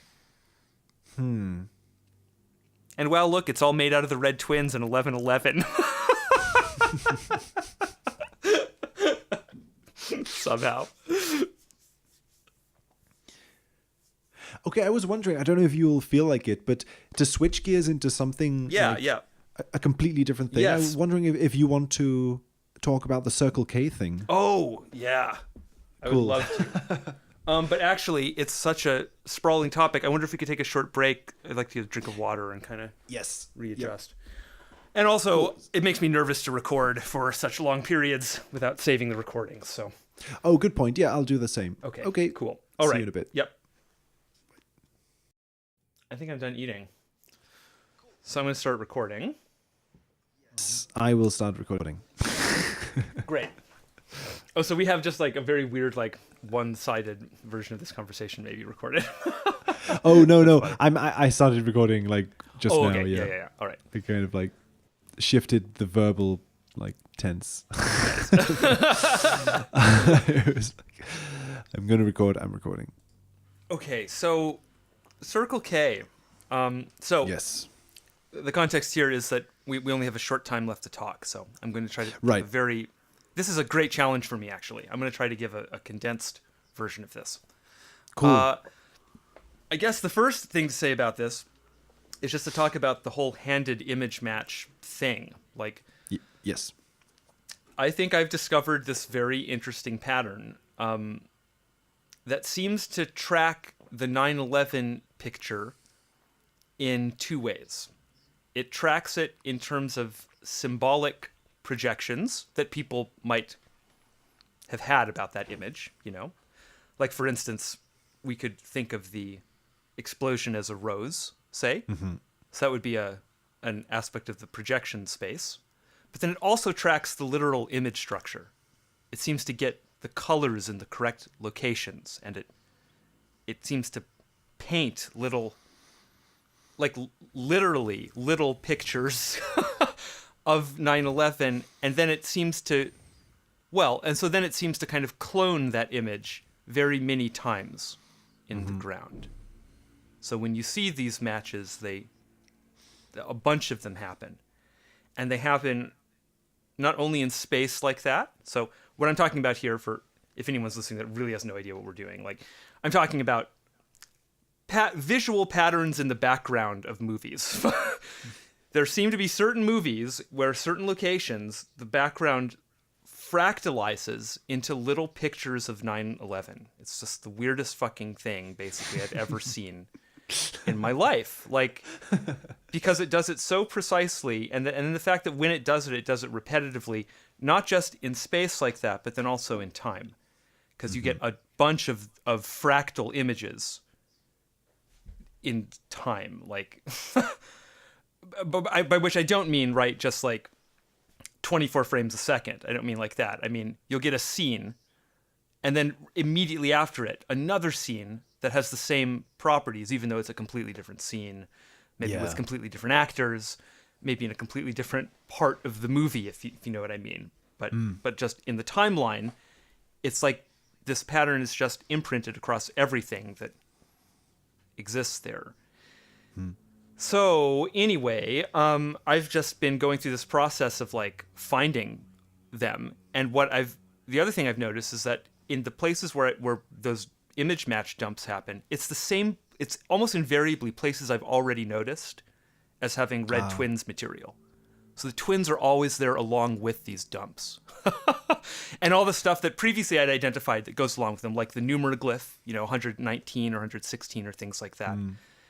That to me is like some whole other level of this, that those correlate, that the symbolic material and the literal pictures go together in the timeline in the same places, and that in many cases it's like places I've like already analyzed but hadn't seen the image structure, which is just backwards of how you might expect it rationally.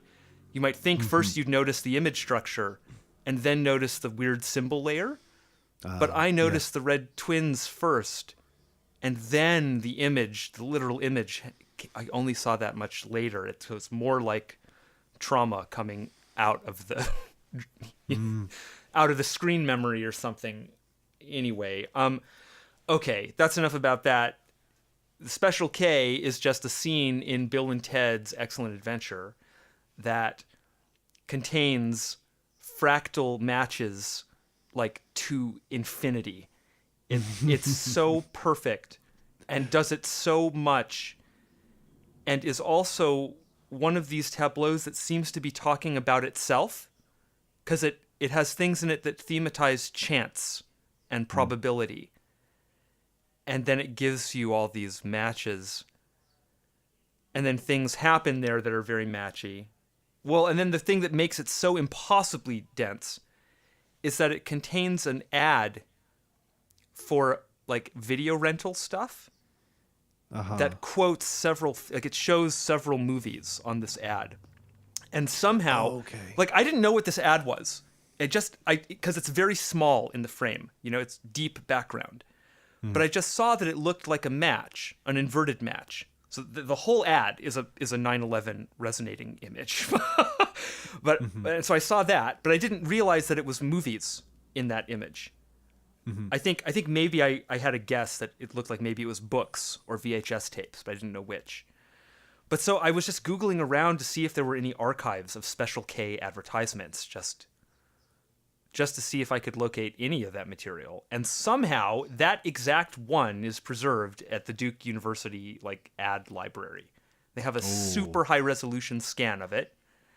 And you can see all the films, and every film that it shows is a match. Like the cover is a match, and then when you watch the films, they're all full of these matches with the numeroglyphs, with the twins, with everything. It's like a whole new collection of material that I hadn't seen any of this stuff. Like, and they're so weird with selections, like Iron Eagle, the Top Gun knockoff, which was based on this Libya thing.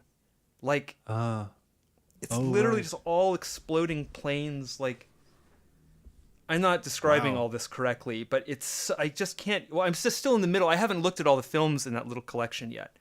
The ones I've looked at so far, I looked at Down and Out in Beverly Hills, which stars Bette Midler, major big redhead thing. And I looked at, well, Pretty in Pink I'd seen, of course, but I hadn't seen it post-sync or thought about it in this context. Right. But that's Molly Ringwald, another red. They're all red. Every one of these movies like redheads. Wow. I watched that one, and then I watched a bit of Iron Eagle.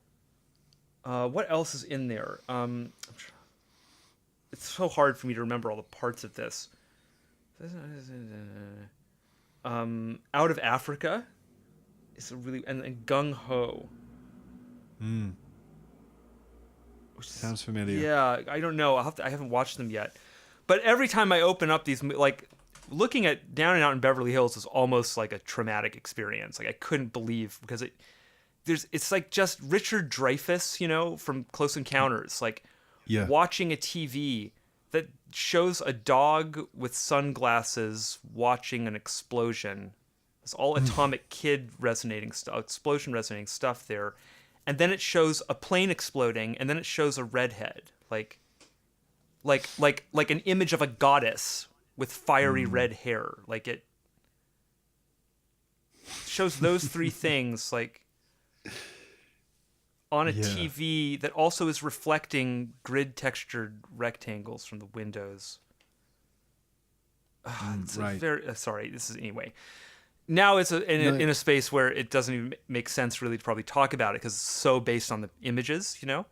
But so the point of it is just that there's this crazy. So okay. Then the last aspect of it.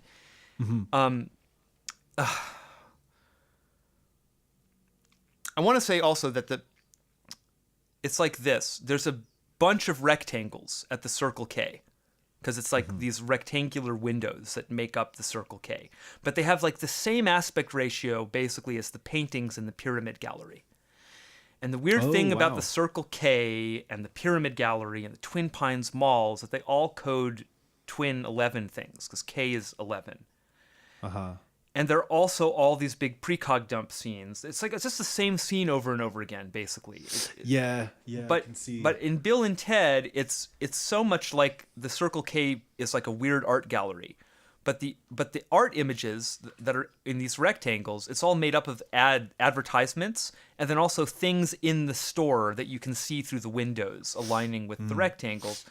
And basically every rectangle is an image match, just like again and again. Some of them contain it fractalized even. And then one of those rectangles has this ad with all the videos in it. That rectangle has the number 119 in it. It's a price, very visibly in red at the top of this fucking rectangle. And then like a bundle of like red and white hats that are in the store, but that look like an explosion right in the correct place on the on the left side of the rectangle, you know. So that whole thing is a match, and then it has in it this little picture that contains like 6 movies that all have matches on the covers. Then when you go into them, all have matches in the timelines in this particular way, and then also contain new statements of the numeroglyph. It's like so stacked up. And then okay, how does this even work? In another scene in Bill and Ted, there's another fractal match, but this one has the Twin Towers in it in the form of a poster on the wall, which is for King Kong 76. Which is the double red Ks on top of the Twin Towers, is what that poster is in this movie that then has the Circle K that then does all that stuff. But then in that tableau with the Kong poster, and also then Kong itself contains these sorts of matches as well. But in that image where we have the poster on the wall, There's also a poster on the left side of the screen with a big red hand, and it just says "Right On." Okay, Yeah. I can't explain this correctly. It jumps around too many movies, but it that basically that same thing, like with the handprint intact, appears in Iron Eagle Oh shit! in another no way. bedroom scene. But there it is fractalized to a degree I won't even bother to describe precisely, except to say that it has like planes and birds and aluminum bats, and it's just perfect in every fucking possible way. And then it has this hand. But it also has a poster of the Police for the album Synchronicity, okay? So it tells you it's about synchronicity. And then that same tableau is replicated again in Critters. Not with the hand this time, but with an actual red head where the hand would be. Right. Yeah. And the same synchronicity poster. The same police poster. And it again is internally fractal. It has exploding planes just in itself as an image, and a nice North Tower resonator, in this case the father, with a toothpick in his mouth. Blah, blah, blah. So these three images, dude, they are like the same picture, and it's a circle. It leads you in this circle from right. from Bill and Ted to Iron Eagle to Critters, and probably every other, because the red hand as a signature appears in Hellraiser as well. I feel we'll probably find it in most of the major image dump locations. So that's it. There's my attempt to. Do you follow that sort of? Wow. I mean, so like let me get this straight. Yeah. You're saying that the right on poster with the red right on fist. Yes. Yeah. That's in one of the movies that's in the Circle K poster. No, it's just in Bill and Ted. It's in the Bill and Ted scene that also has the King Kong 76 poster. Right. I thought like, and is that same poster in another movie? The red hand. Yeah. No, it's a different poster that also is a red hand. Like it's just some other red hand thing in exactly the same place in the frame. Yeah. Right. Right. No, like not the identical poster though, but the police poster, poster that has the Synchronicity logo, that like three banded thing. That's like the same one in two of those scenes. Yeah. Yeah. Well, and then I mean, what we were saying about the movie Us. Yeah. That has a lot of red hands. Yes, exactly. It's about the handedness. It's about which hand. Is it always the same hand? Yes, it's the right hand always, which would appear on the left side if you were to film a person, So if if 9/11 is a portrait, basically, then it's the red hand down there on the left side of the screen. You know what I mean? Yeah. Wow, that's really like. Well, and it relates to the crossroads because you always see those double R's, railroad crossing, but it's also the red right. Yeah. And then, I mean, it's not the same, but the letter R is so visually similar to the letter K in some way. You just have to Yes. Well, and there's this whole weird thing with the letter P, because a no parking space is a P with a circle and a line through it, but that just forms an R. Interesting. So in Hellraiser, for instance, there's an image match that seems to make use of that. There are like two no parking signs. So we get like two R's, which also they appear on the left side. So it's red stuff in the correct area that's then signed with like double R's. But then it also works as no parking, which implies that a vehicle might be there, like a plane maybe. See? It's so weird that there's a constant orbiting context in many of these matches of vehicles where they shouldn't be. No parking. Well, that's like there's an unconscious possibility then that a vehicle could violate that and appear where it shouldn't. It's funny. Yeah. It's that's funny. It's kind of like how when you say don't think of a pink elephant and you Yeah, do. yeah, it's exactly like that. It's exactly like that. It completes the image with a sort of inverse implication. Yeah. But Yeah. it does that very often. I just have seen that a lot now. It's funny I would bring up elephants again, but exactly. I constantly get this feeling as if in this kind of dream space, it doesn't matter if it's a yes or a no. Sometimes it Right, does. right. But I see what you mean, sometimes yeah. it can say no elephants, but that means elephants. It means, or yeah, whatever, exactly. Because Yeah. it conjures up the image. Exactly. The elephant has been raised. Yeah. But it's so weird because like Well, but in this okay, situation, this it's not maybe- just that it's not just that the car is raised. It's also Mm-hmm. that it's raised in the context of like a law that's disobeyed. No parking. right. It just implies illegality, like hijacking or just something with a vehicle that violates the law. And it's weird. Interesting. Yeah. Sorry, I cut you off there. No, To be I mean, pedantic it's about just- weird 9/11.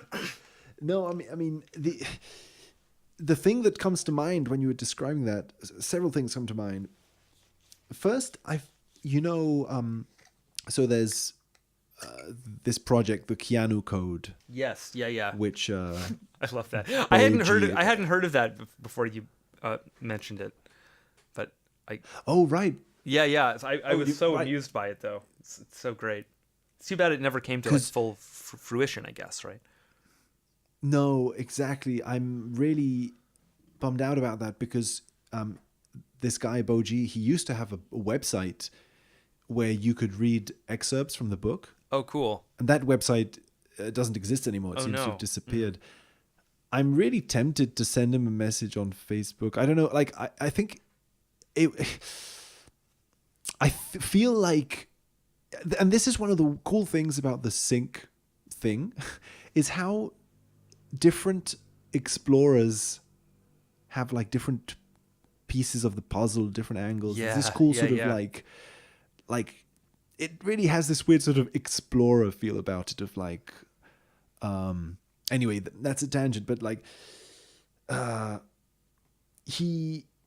remember that he placed the Circle K like in the I think he was Oh, on really? Always Record and 42 and 42 minutes and he in those interviews he always placed the Circle K as like the center of the mandala in his analysis. Oh, wow. Well, I would quite So- agree. I really think that Circle K is the spiritual ground zero, as it were. Like it. It's just It's it really broke. Like it's for me, it's no longer possible to consider this as something I'm projecting into the material. You know what I mean? It's Right, it's laid out there in such.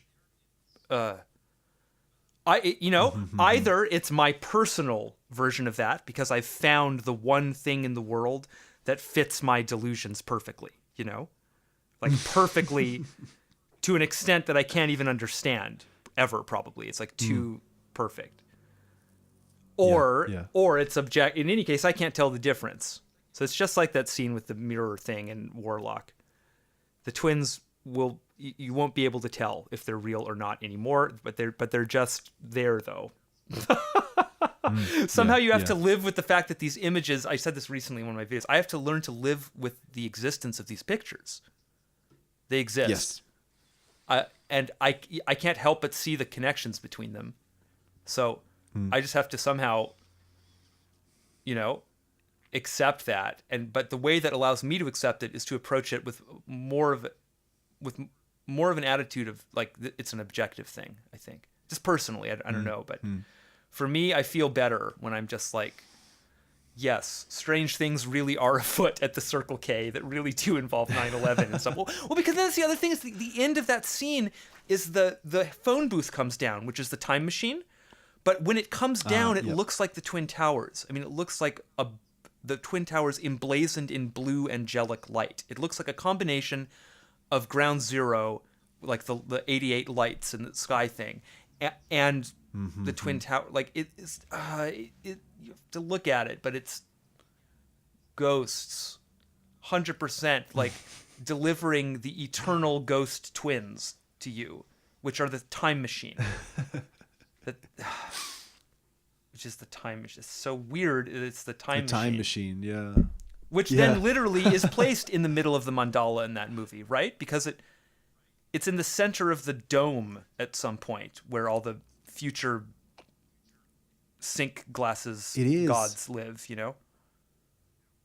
I think that's like literally the beginning of the movie. I Yes, think. yeah, that's right. Yeah, It's yeah, like yeah, the, yeah. The phone booth like descending. Well, and although it's not quite Exactly, correct to yeah. say that the phone booth is a red twins thing, it is in many shots because of the way it has many red stripes on it, but very often you just see two of them. I mean, like very, very often, just because of the way it works in space, you know? Yep. So it is a bit like the red twins are at the center of the mandala. Well, that's what the circle K implies, because the K is a big red thing, and it's 11. Yeah. Well, it keeps on reminding me again of the Jake Kotzer thing where he would connect 1111 to Yeah. KK, Right. He was really big and on then that. and then It connects to the find it Mario funny 'cause, material I mean, too, because of King Koopa and all the weird Twin Tower stuff in that. Oh. And then I think Furthermore, one of my he used to major- read. Oh, sorry, go ahead. Yeah. No. I was gonna say one of my major dreams of the self. It was a fountain dream, but there were two of them. I'm just sort of remembering this now. Oh. It was two fountain. My actual personal mandala seems to contain two fountains and not one, at least currently. Maybe that's some. I don't know if that means I'm disintegrated in some way or what's going on with this, but the fact that it's the twins and not the lone pine that's actually in the middle is weird. I don't know what that means. Right, I see what you mean. Yeah, because usually, right, that's the strange thing, and that's sort of what gives it a weird, like, fractal flavor, is that it seems to be a circle which has two centers Right. Yes. instead of just one center. Yes. That So that's puts it like, perfectly. wow. A circle with two centers. Exactly. Well, that's kind of, it's just another way of saying what Jung said, right? The center and the circumference. It's the same, or it's in the same direction as that, you know? Yes, it's a circle, but there's some weird doubleness to it that can't quite be explained, you know? It's funny, that's kind of like the Vesica Piscis, or however Yeah. you read it. Vesica. Two Piscis, yeah. circles. It's exactly, yeah. Two hemispheres. And right, yeah. And I find it funny that Kotzer usually reads the KK as cosmic consciousness as well. For some reason, that's nice. Yeah. I like it because it's clearly like his own poetic kind of read of it. Because I don't think there is any like material that suggests that. But I really like it as a poetic read and a more than I poetic, love that. Yeah, that's cool. Read of the KK. But and what's really strange is It also that looks a bit, I both have to say, you- just in passing, it looks a bit to me, just thinking of K's. You could see that as two pillars, each one with a kind of triangular like plane thing colliding. Okay. Oh, interesting. Yeah. It's funny because what came to mind at the beginning was two pillars, but one of them is broken. Yeah. No, it sort of works that way too. Something like that. Yeah. Yeah. There's like a mangled pillar. Yeah. So it has a. This is kind of a. This is going out there in a sense. if we can Okay, go we're out back. there. We're floating around in symbol space again, in case that wasn't like- clear in an emergent way. Yeah.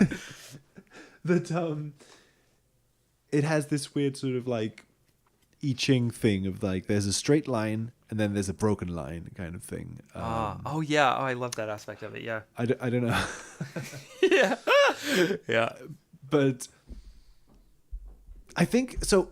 What's really weird about this, I think, is that both you and Bo G, the guy who did the Keanu Code, Yeah.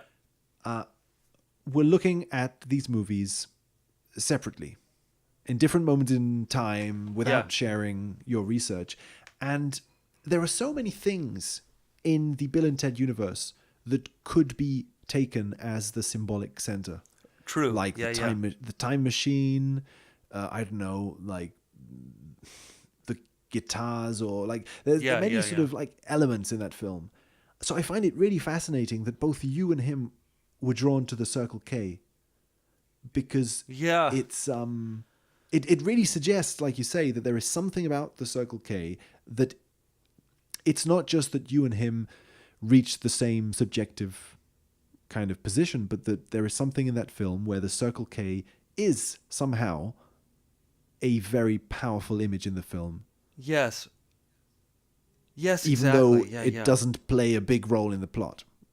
It No, does, it- because it's the center, but like it's also like, Right. I mean, it's well, not, right. Yeah. it's ju- It ends up being the scene where the time loop. It's exactly like the Twin Pines Mall. It's also where the time loop, where they meet themselves and all that. yeah. Just like Marty watches himself. Interesting. Marty just watches, but Bill and Ted actually talk to each other. In Back to Yeah. the Future, there's a huge emphasis on don't mess with the past. You know, Doc is always saying that, even if it means interacting with yourself, especially actually if it means interacting with yourself. Doc is really big on not doing that because it'll create a paradox and destroy the universe. But in Bill and Ted, it seems quite encouraged. Rufus is just totally cool, allowing them to tell themselves all kinds of Yeah. weird things about the future that they don't understand yet, you know? Which is then what the film seems to do. It shows you all these pictures about 9/11 20 years before that happened. So, yeah, it's so strange to me how similar that is to Back to the Future. And then they insist that that was accidental, and that they entered rewrites to reduce its similarity, you know? Right. And That's then very also the same interesting, director made Critters, which the same thing. They say it was accidental shit. that resembles Gremlins, and they really tried to make it less like Gremlins once they noticed, you know. Well, then wow. Critters has the same image. The handed, it's the it connects to that whole sequence I just discussed. Like this director put the same fractal thing with the red hand in two movies that both accidentally resemble other movies that have all the same material in it. Gremlins and Back to the Future, which were the two I started this whole thing with. So for me personally, it's literally a circle. It kicks me Yeah. back to the first two films I looked at in terms of the archive.org project. So yeah. I don't know, man. I could very easily be way more insane about it. I'm just kind of adopting, like we opened with. You know, I'm somehow comfortable with this thing existing now a little bit. But the truth is, I've had to interleave it with the freaked analysis. I'm kind of jumping back and forth because I can't spend too much time at the Circle K. Actually, it's a vortex. It's just dizzying, and it freaks me out every time I look at another one of those, another one of the movies it quotes. Because I haven't even seriously considered those movies yet. I just literally kind of like non-linearly scrubbed around in them and just found amazing things just that way, just instantly. I have no idea how it is going to link up narratively. I'm sure it's going to, you know. Yeah. It's also a challenge, though. Analyze like 5, 6, 7, 8 movies together in that kind of specific way. I don't know. Yeah. It was hard to do the I Back to mean- the Future trilogy, you know, just to do 3 in a kind of continuous, detailed, linked read, you know. I don't know. No, they're these kind of like insane sort of tasks sometimes appear. Yeah. Where I remember, like, exactly, you're sort of analyzing one thing. I remember sort of analyzing again, like the Donkey Kong games or whatever, and things led me to other games Yes. to the point where it seemed as if there is a story that is wanting to be told that involves a simultaneous analysis of like 20 different games. Exactly. And it's yeah, like what is that- going on with that? That it exceeded at that moment my energy and motivation. Yeah, So I yeah, just yeah. did a little slice of it. Yeah, But yeah. it's so crazy when you see a little glimpse of what that big constellation would look like if you were to express it. Exactly. Yeah. Like Yeah. it's it becomes exactly it suddenly you didn't expect it, and you suddenly have 6 movies added onto the 10 other movies that you were previously analyzing, and Yeah. it's like, whoa, Yeah. Exactly. like it becomes sort of a superhuman task that you Yeah, but what's strange about it is that the superhuman I'm not even sure why I feel like I personally I feel as if the work that I've done on this so far for me has satisfied me that this is a real thing that's happening. So I don't feel like a need to it's more about just appreciating it now or something. yes. It's just like it's a painting. I just want to see how beautiful it really is, you know? I'm just a fan now. It's made me into a fan, a freak of, you know, of a twins freak or something. I just want to look at but what's weird is that as soon as that shift in my perception happened, it's not playing the game with me anymore. It's not by which I mean it's just showering me in images now. Okay. Initially, it was like I had to dig for them. And now that I've decided I don't need to see anymore, but that I just love them, they are just falling like rain, you know? Yeah. I think I definitely identify with that. Yeah. That seems probably like a thing that is generally true about synchronicity, that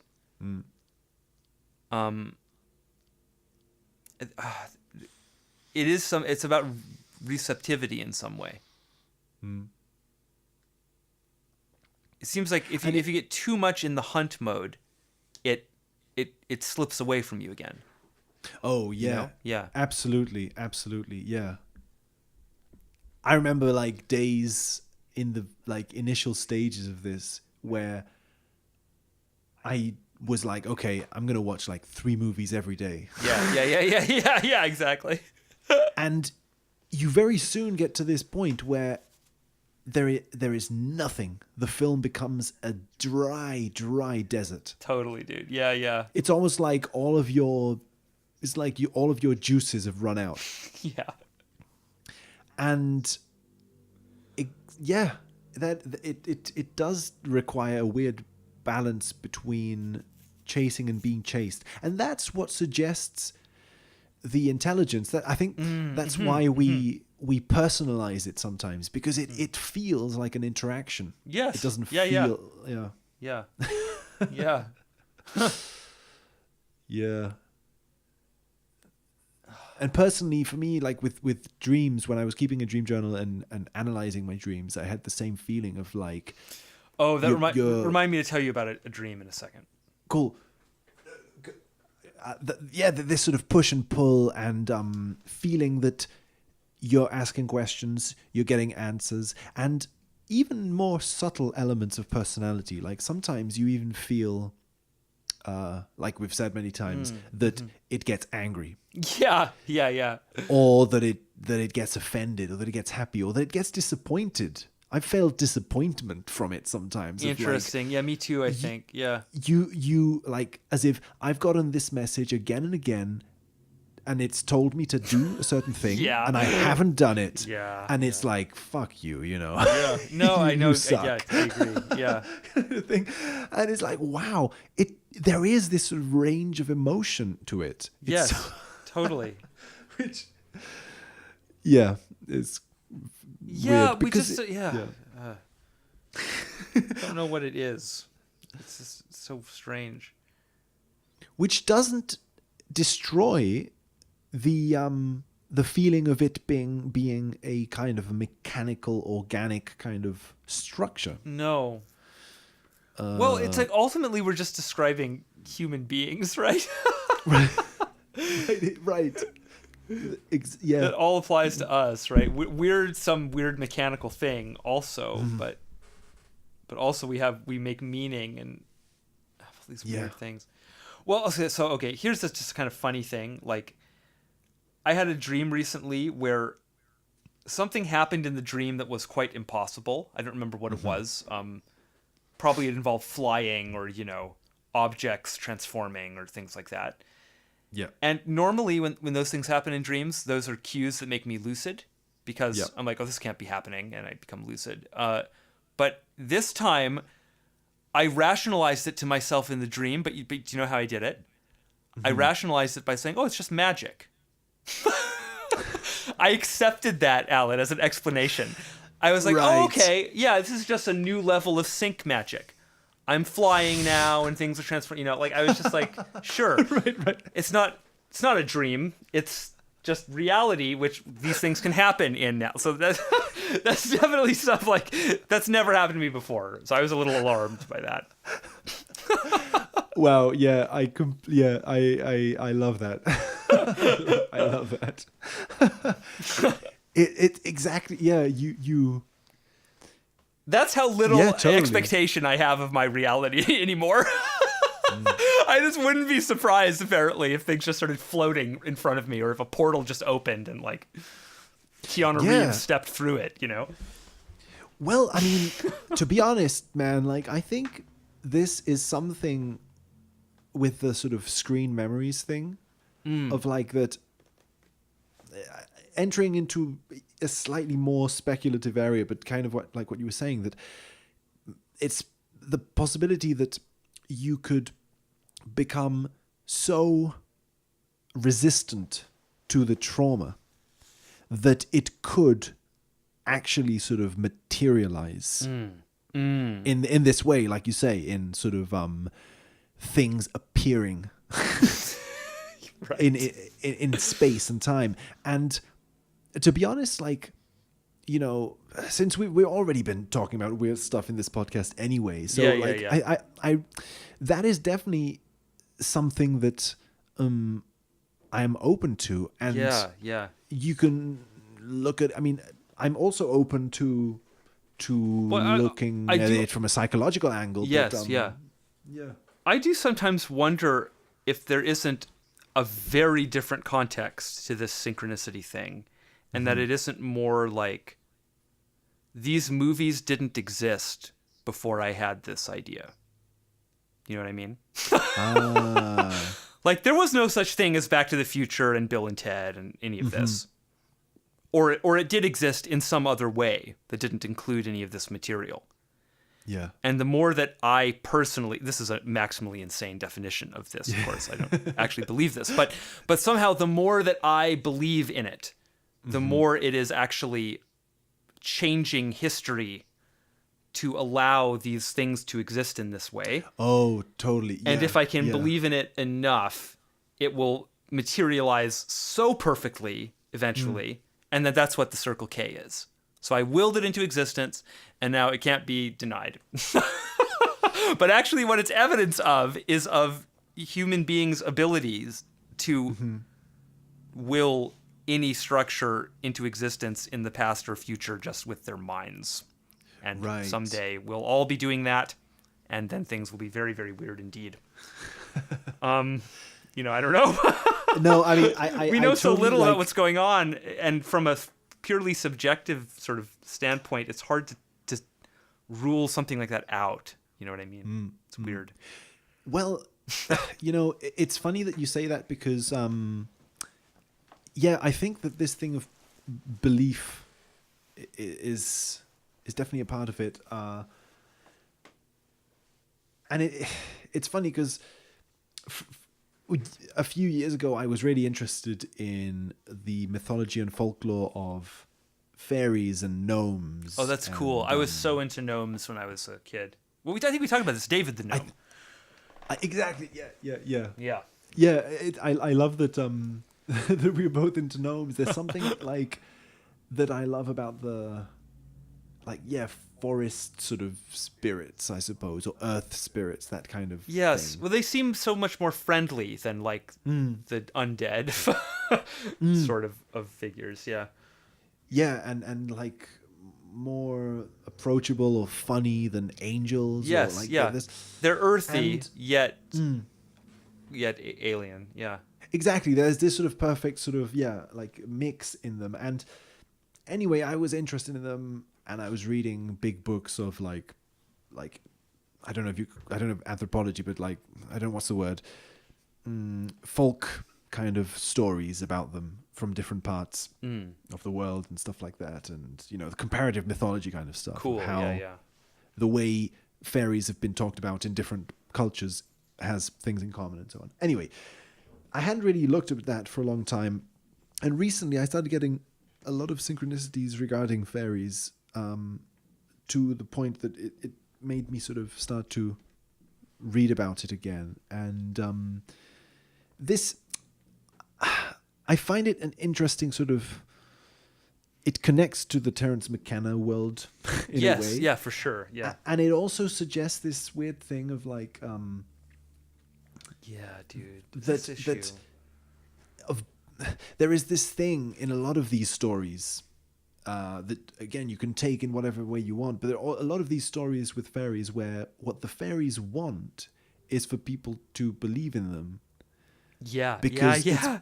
it's Yeah. belief that allows them to materialize. There is some weird kind of sort of link between see, what I don't like about this topic is that it's basically this, it's been used so much, this idea of the law of attraction, and like you believe, if you Yes. believe Yeah. I know. strongly that, Same. Yeah. Yeah. and there is a certain spin on it that I don't like. But I think that the issue of how, Yeah, because it belief- completely ignores yeah. the possibility of horrible, meaningless things happening. exactly yeah, it doesn't Yeah. it doesn't integrate like chaos into it, or I don't know Exactly. Yeah. what Yeah. it It is. seems shadow averse in one way or another. Yeah. So anyway, I don't know, like sadly I've completely forgotten what I was going to connect this to. Oh, It was no. what you just said about belief, and oh right, because you was talking about this idea that the movie believe how belief sort of restructures stuff, and I really like that idea. It's Yeah, such a Philip well, Philip it's K. weird. Dick kind of idea. It does kind of come around full circle to the quantum mechanics Robert Anton Wilson thing. That idea that somehow it's pulling in a directly manipulating reality at the quantum level through belief somehow. It's like sort of chaos magician kind of view, maybe. I don't know. Like, it's hard to know what to say about things like that at all, because because it's just, in the end, it's just a big like question mark. Yeah. Could be, Exactly. It's a different. Yeah. It's a completely different aspect of the conversation, because when we're talking about sync, we are experiencing sync Right. every day. Right. So it's sync not, is an it's not effect like that we can actually interact with in some way. Right. exactly when I'm talking about the possibility of like gnomes materializing into reality, that's never happened to me. So I Right. it's a different kind of conversation. Okay, I will say this, like what you just said about how maybe the connections between the movies are connected to you perceiving them, or like Right. Yeah. that kind of Some thing. strange thing. Yeah. This was another one of the creepiest things about mushrooms, because I remember like one of the weirdest things about mushrooms at like the peak of the experience is that everything was starting to sort of constellate. Yeah. I but- think I've experienced similar things with like really crazy THC dosages. Where it really Right, seems I remember one experience, like I was really pretty sure that the water running down the street was like like forming letters that I could read, Yeah. Yeah. like a little yeah. like scrolling text in the street water, that kind of thing. Is that at all what you're talking about, or Well, is it actually, more I was thinking of like things like I remember having the feeling that suddenly, let's say, the symbolic connection between things becomes bigger in your mind than any of the causal space-time Oh, thing. I see. Interesting. So to the point where I remember thinking of the game like soccer. I was thinking of soccer. And somehow, I can't remember what it was, but there was some kind of symbolic thing with like the soccer field and the act of throwing balls into like different things. And that was, as we do with Sync usually, that was connecting to other things. And then I was thinking of specific stand-up comedians that I like and how their name was connected to people in my family. And it's as if usually when we're doing that, it's usually when we're doing that, that's sort of like an exercise that we are doing in space and time. Right. It's like, but here there- you were really immersed in the world of Yeah. the symbol network somehow, yeah, to the in point a sensory where, like, kind of way somehow. yeah, and as if like the present moment from which I was having those connections, that is me in my friend's room. Yeah. Me in my friend's room was just one more of the images. Like the football field, like the stand-up comedian. Yes. Yeah. So that I do think I it's as kind of if- know what you mean. Yeah. That's it felt, I remember having this strong sort of feeling that like there were certain causal connections that seemed impossible. Like it seemed to me as if soccer had been, had been created as a game precisely because it was connected to the name of this stand-up comedian that I liked. It seemed as if like these meaning links were like, it suddenly felt, but what's scary about it, and it's kind of what Terence McKenna says as well, that it didn't feel like a delusion. It felt as if there were certain pieces of evidence there for really strange things that if you were able to like bring them back, they would be like just completely strange, probably too traumatic even to bring back. totally. Yeah. I think I know what you mean. So when you're in the moment, you're like seeing all these connections, like holy shit. But then you come back and you're not able to. I mean, it's a classic sort of psychedelic trip thing, but But Well, wow, it's yeah. One aspect of that, I guess, is just the thing that's doing the connecting is the big realization. It's just that I think often with the psychedelic stuff in particular, it's just very easy to localize that as a brain thing still, Yeah. With Sync, somehow it doesn't seem, it's less that way. I think we've probably talked about this before, maybe. Because there's just, you can't just blame a chemical thing. Yeah. Sorry, this is not really addressing at all what you said. It's some like No. But like, I mean, I'm kind of like, I'm definitely sort of entering into that area where it's difficult to know what to say about well, it. so just one thing I'll say. I've just had the impression very strongly over the last month. Well, a couple things. One thing is I think I really am settling in on some kind of internal representational scheme here where I really think about Sync as being related to souls and the ancestors and things like this in some more Interesting. more naive way in some way, Yes. Yeah. But also I've had a very particular feeling, and I'm just going to throw it out as a weird feeling, that like we are communicating to something with something that is like an earth spirit, and that is somehow like, I just relate to it as something living in the center of the earth. It's weird because it's an obvious self idea. It's the center of this big shell.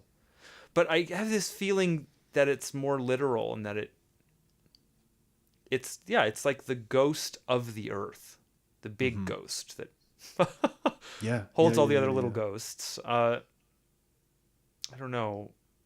I'm definitely open to that idea. Well, I mean, I'm probably open to all fucking ideas. Like, Yeah. no, I it's funny because I've been thinking about the similar things of like how, about the trees and The trees, yes. pla- Yeah, exactly. exact The trees. no, like Yes. like vegetation, the trees, gnomes, fairies. There's some theme Yeah, of, like yeah. you say, of like nature, Yeah. and it probably connects to all the stuff about environmentalism and global warming and stuff like that. Right. Yeah. It's really strange because I'm starting to see environmentalism and global warming simultaneously as a real issue and some sort of a symbolic issue. Symbolic Yes, issue, yeah. for sure. Yeah. Yeah, I agree. yeah. Yeah. and this possibility, like, okay, so here's one hypothesis that that somehow, the Earth. Okay, let's just go full like sci-fi for Yeah, a second. let's do it. Let's imagine that like the Earth has something resembling. I want to play like a cosmic keyboard patch here. Maybe I'll edit one in. Nice. Because, okay, I mean, something resembling awareness. And it doesn't necessarily have to be like awareness in the localized way that we feel it. I don't know. But that in the same way that, like, if you're having a dream, imagine that you're having a dream and there's like, you're dreaming of 5 different characters and they're all a part of your dream. And these 5 characters, they're talking to each other and they slowly realize that somehow they are, there is a part of themselves that is also like, there is a bigger sort of structure to their awareness. These 5 characters in your dream, and then you wake up. So that, like, there is this sort of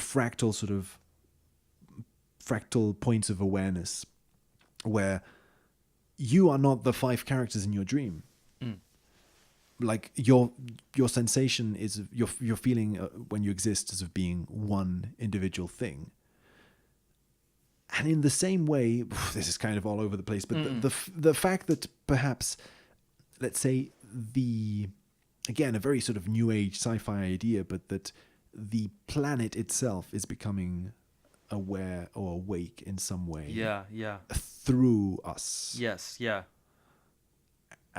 But that so that it's like if we were... Doesn't that seem like it relates to the idea of the incarnation somehow as well? God entering Christ. Right. Yeah. I mean, or...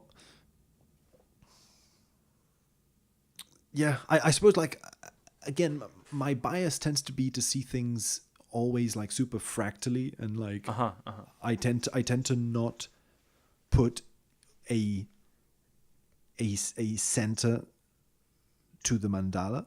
Right. But I think that's funny because it relates to what we were saying in the beginning. I think that I've been doing that for so long. I've been looking at things in a fractal way for so long that recently it's as if I'm being led towards slightly more objective, slightly more solid theories. Interesting. Of like, saying that they're actually less fractal theories. Right, right. We're taking kind of like with object-oriented ontology, taking objects seriously and not just saying, it's all turtles all the way down. Like, kind of right. Yeah. looking at, like, for example, in this case, or the case of gnomes and fairies, for example, of looking at specific little stories. Yes. And taking them seriously. It's like funny, isn't it? Because we're talking about differentiation rather than connection. Ah, yeah. But in differentiating things, in other words, in coming to see how they are themselves more precisely, in the end, it still assists in making connections because Yes. you have better models of the things you're connecting. Yeah. And it does seem like Yeah. it relates to hermeneutics, right? The parts and the whole, and making sense of the parts in relation to the whole, and whole in relation to parts, and all that. It's this basic like mental thing, right? Of synthesis versus analysis. Like, we're going to break it down into pieces and Yeah. figure out how everything exists separately in a taxonomic sort of way, or are we going to then let those things reconnect again in some new kind of way? I don't know. Funny. Yeah, like I think it's funny because it reminds me of what we were saying of like magical practice spontaneously emerging, and Right. how that sort of materializes things. Because what it reminds me of is like my fractal way of looking at stuff before would have been to say that a UFO abduction, for example, would be symbolic of something else. Right. So you say, okay, Right. so you're abducted by the UFO, but actually the UFO can be symbolic of this, and the alien can be symbolic of a fairy, and the fairy can be symbolic of this, and it all kind of like fractals out. So that I'm not taking any of those possibilities fully seriously in some way. I don't know how to say it. But recently it's like I'm somehow balancing out to the other side, where I'm open to the possibility of actually, let's say, having some sort of experience which suggests that you are in contact with a gnome, and not taking that symbolically. Right. Exactly. Yeah. not taking that, not saying, oh, the gnome is representative of my psyche or whatever, but actually in a more sort of animistic way or whatever, Yeah. or an Yeah, object-oriented ontology way, actually thinking, no, actually, as naive as it sounds, in some sense, this literally is a gnome, Yes. without fractaling it out to all sorts of different connections. I think for me, a lot of this hinges on kind of noticing how it is that I'm using these different things, you know? Because looking at a contact experience through the prism of it's symbolic of a psychological thing can be a way to get closer to the mystery of that experience. But also, I find that I often don't use it that way. I often use it to explain things away a little bit, so that I don't have to deal with the fully strange way in which it presents. I have a false sense of security, I think, when I can say, it's just an anima manifestation, Yeah. as if there's anything just about that, you know. I'm just using some academic sounding word that someone came up with, you know, to shield myself from the absolute uncanniness of what it is that word is meant to describe. I think I really do that a lot. So I've been trying to not do that, but it turns out the way not to do that is to just sound a little bit more insane consistently about this stuff, you know. Yeah. Oh, well, I think it's the better choice for my mental health, though. So it makes other people a little more uncomfortable, but Yeah. just how it is, though. I have to deal with everyone else's, what I consider strange attitudes. So Yeah. Yeah. that don't include the possibility of talking to gnomes, Yep. which seems to me is just a weird thing that can happen. Not that, you know, I mean, it's like we're saying neither one of us had the experience of a gnome physically materializing. But in a way, I think that we've probably both had experiences that are worse than that. Yeah. Because that's still just something external, potentially. Exactly. Yeah, it could be like It's worse that it's telepathic in some way. It just sounds worse to say, by the way. It's a telepathic gnome that I'm talking to. Yeah. I Yeah, don't exactly. know. Yeah. It's kind of like the exactly if it's it's sort of the God damn it.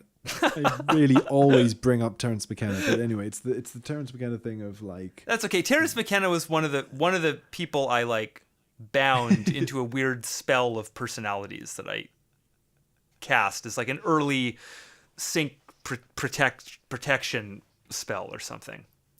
But I think I built it out of the wrong people because it was like Terry, Philip K. Dick, and just other Same. lunatics that had horrible lives that ended prematurely. totally yeah. I probably used a lot of the same people. Yeah. Yeah. Like it's just like it's weird to me how Terence McKenna to me is still like the reference point for most of the stuff that I talk about. I find that funny. Yeah. It's Well, probably he been covered a more than lot of the- ground, that guy. I mean, he really did. Yeah. But anyway, no, exactly. I mean, because even if you haven't actually sort of seen something in the material world, Yeah. what's worse about the other possibility exactly is that sync, psychedelics, and uncanny experiences of different kinds suggest the opposite. They suggest that not the opposite, but they show a materiality to the dream world Yes. that has actual sort of consequences and actual sort of connections that suggests that if you have met a gnome in a dream, Right. that's actually much more of a material meeting than you might. Exactly. Think. Yeah. Well, Yeah. it connects back to the alien abduction thing a bit because a kind of later development in that story was that a lot of abductees felt that they were fused telepathically with these aliens they met, or that they eventually discovered perhaps that they were half alien or weird things like this. That's such a recurring theme. Yes, Yeah. a major recurring element of that stuff, I'd say, which is so psychological, isn't it? I mean, that Exactly. really starts to seem like animi, unconscious Yes. fusion, alchemy, imagery stuff, But what's interesting about that is maybe that it doesn't rule out. See, to me, it doesn't rule out. Well, nothing about that could rule out anything because it's just an observation. But what I mean is, it could be that something was encountered in the material world as well that happens to then later symbolically map onto an individuation process that has to happen because of the trauma of seeing the real thing. Yeah. Oh, yeah. So I'm always hesitant to like reduce it to being purely symbolic. Yeah. The other weird like possibility that I tend to gravitate towards is that somehow, and this is like absolutely impossible to express logically, I think, but that it is both material and psychological in the sense that Yes. And actually, I'm lying. I have talked to gnomes in the material world. Not gnomes Ooh. precisely, but uh-huh. well, see, I always explain this away to myself by saying it's all sleep paralysis stuff. Yeah. But from an experiential standpoint, I just have interacted with strange things in the material world at night. Oh wow. It's at night, so it's like it's the same. It's exactly what Whitley describes in Communion. I mean, not those same experiences. I wasn't interacting with aliens or anything. Yeah. But it was just that sort of thing. It's like, you wake up the next morning and it's like, was that a dream? Was I awake and hallucinating? It doesn't seem like a normal dream. Blah blah blah. That sort of thing. So I have had those kinds of experiences, which is what makes me very cautious always to say, oh, it's just a symbolic thing, because those experiences were so body based for me. So something material was happening in my body, even if the things I was experiencing were hallucinations as a result of that. So in that sense, there must be a material thing, but we mean it in a weirder sense, obviously. Thing is that the things I saw in those states were quite archetypal things, you know. Yeah. So my basic thought about it is that they were projections of psychological creatures, that are real and maybe also non-local, right? So it might not be that they're just things my brain was doing, but maybe it's more like in psychedelic states and in altered states that maybe happen naturally for weird reasons we don't get. You somehow tune into the wave world and the things that inhabit the wave world come through your consciousness and somehow through your body as a vessel. And that it doesn't have to be a tangible elf to be a physical elf, if you see what I mean. Yeah, well, yeah, I think like that's the weird thing that I tend to see as if, on the one hand, the dream world is more physical and solid than it seems, and that the physical world is more ethereal than it seems. Yes. Well, and it just seems the two are so interrelated because it's like everything that happens in the material world seems to be coexistent with this dream structure. Yeah. Because it's always symbolic at the same time.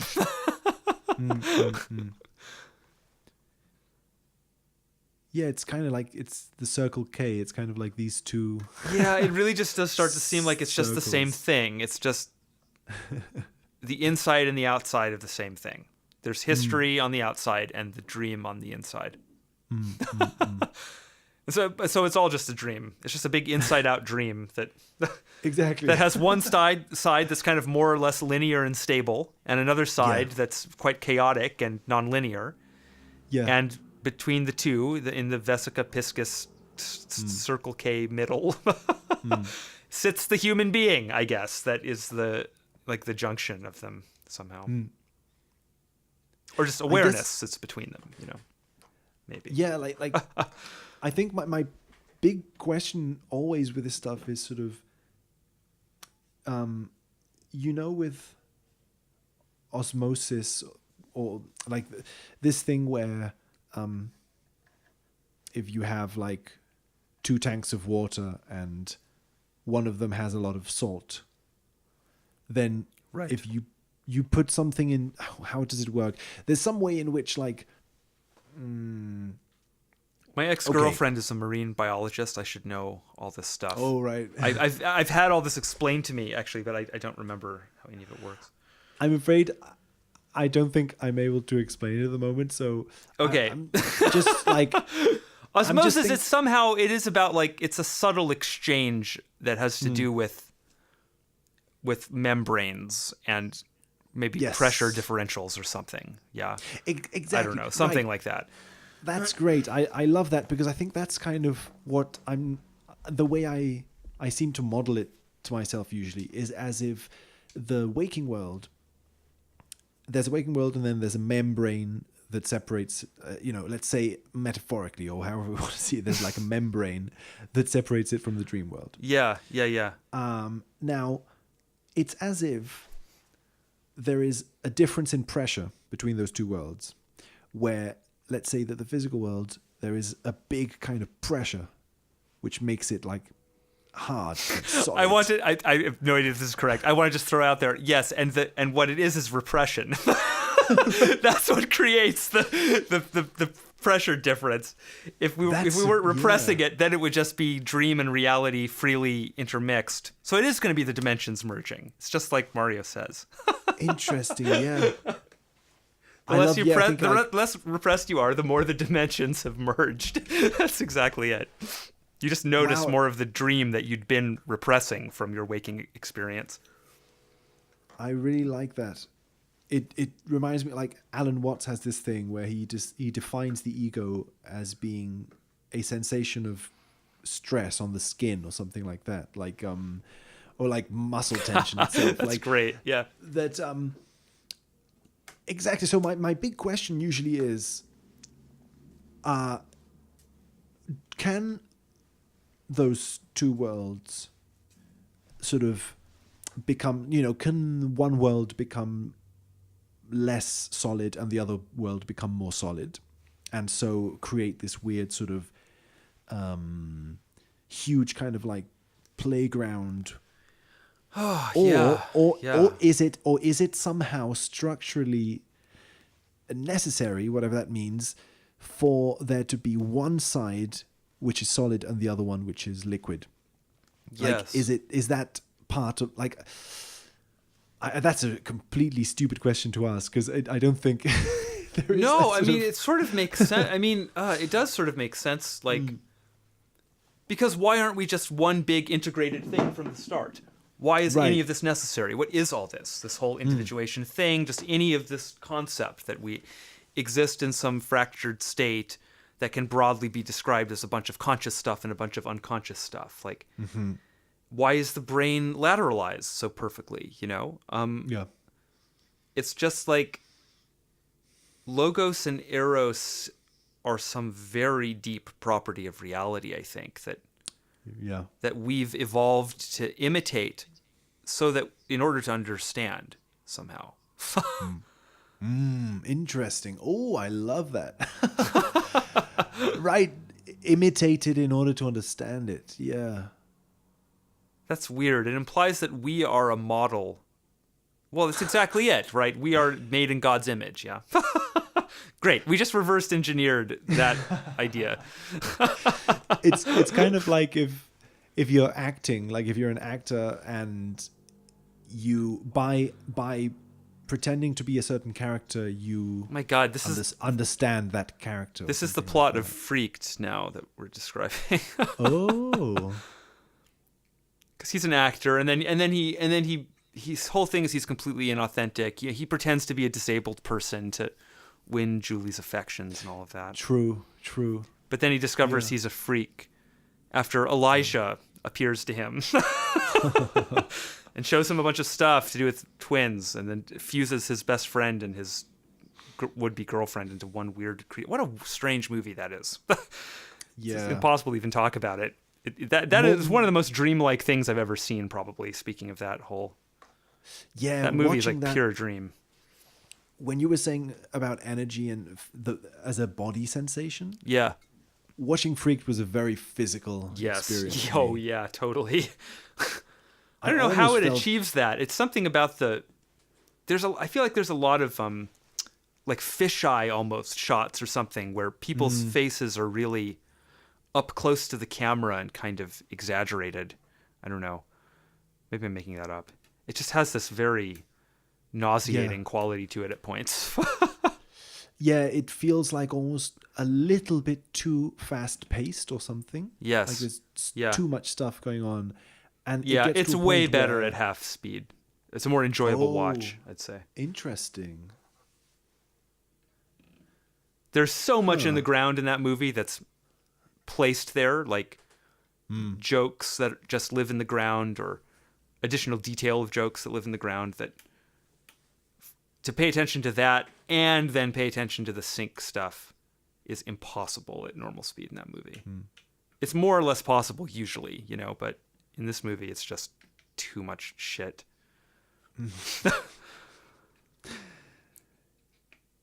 Yeah. So part of it is Wishful- there's a physical feeling of just trying to keep up, It's this feeling Yeah. of like it just like information overload. Yeah. It's interesting that we would experience that as a physical sensation so much.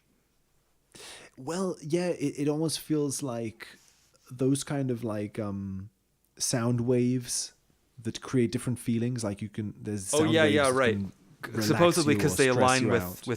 with brain wave frequencies and stuff. Right, yeah, I'm not sure how sort of I don't know. I had a well, friend in California who was really into that and did huge like installation pieces where he just would pump these frequencies at intense volumes into people in like in like sensory deprivation domes and like weird things. And he really thought there was a lot going on with it.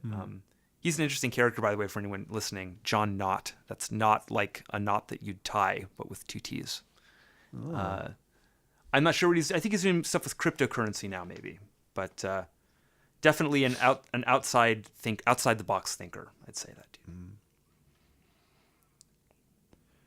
Interesting. No, because there is this feeling with Freaked that somehow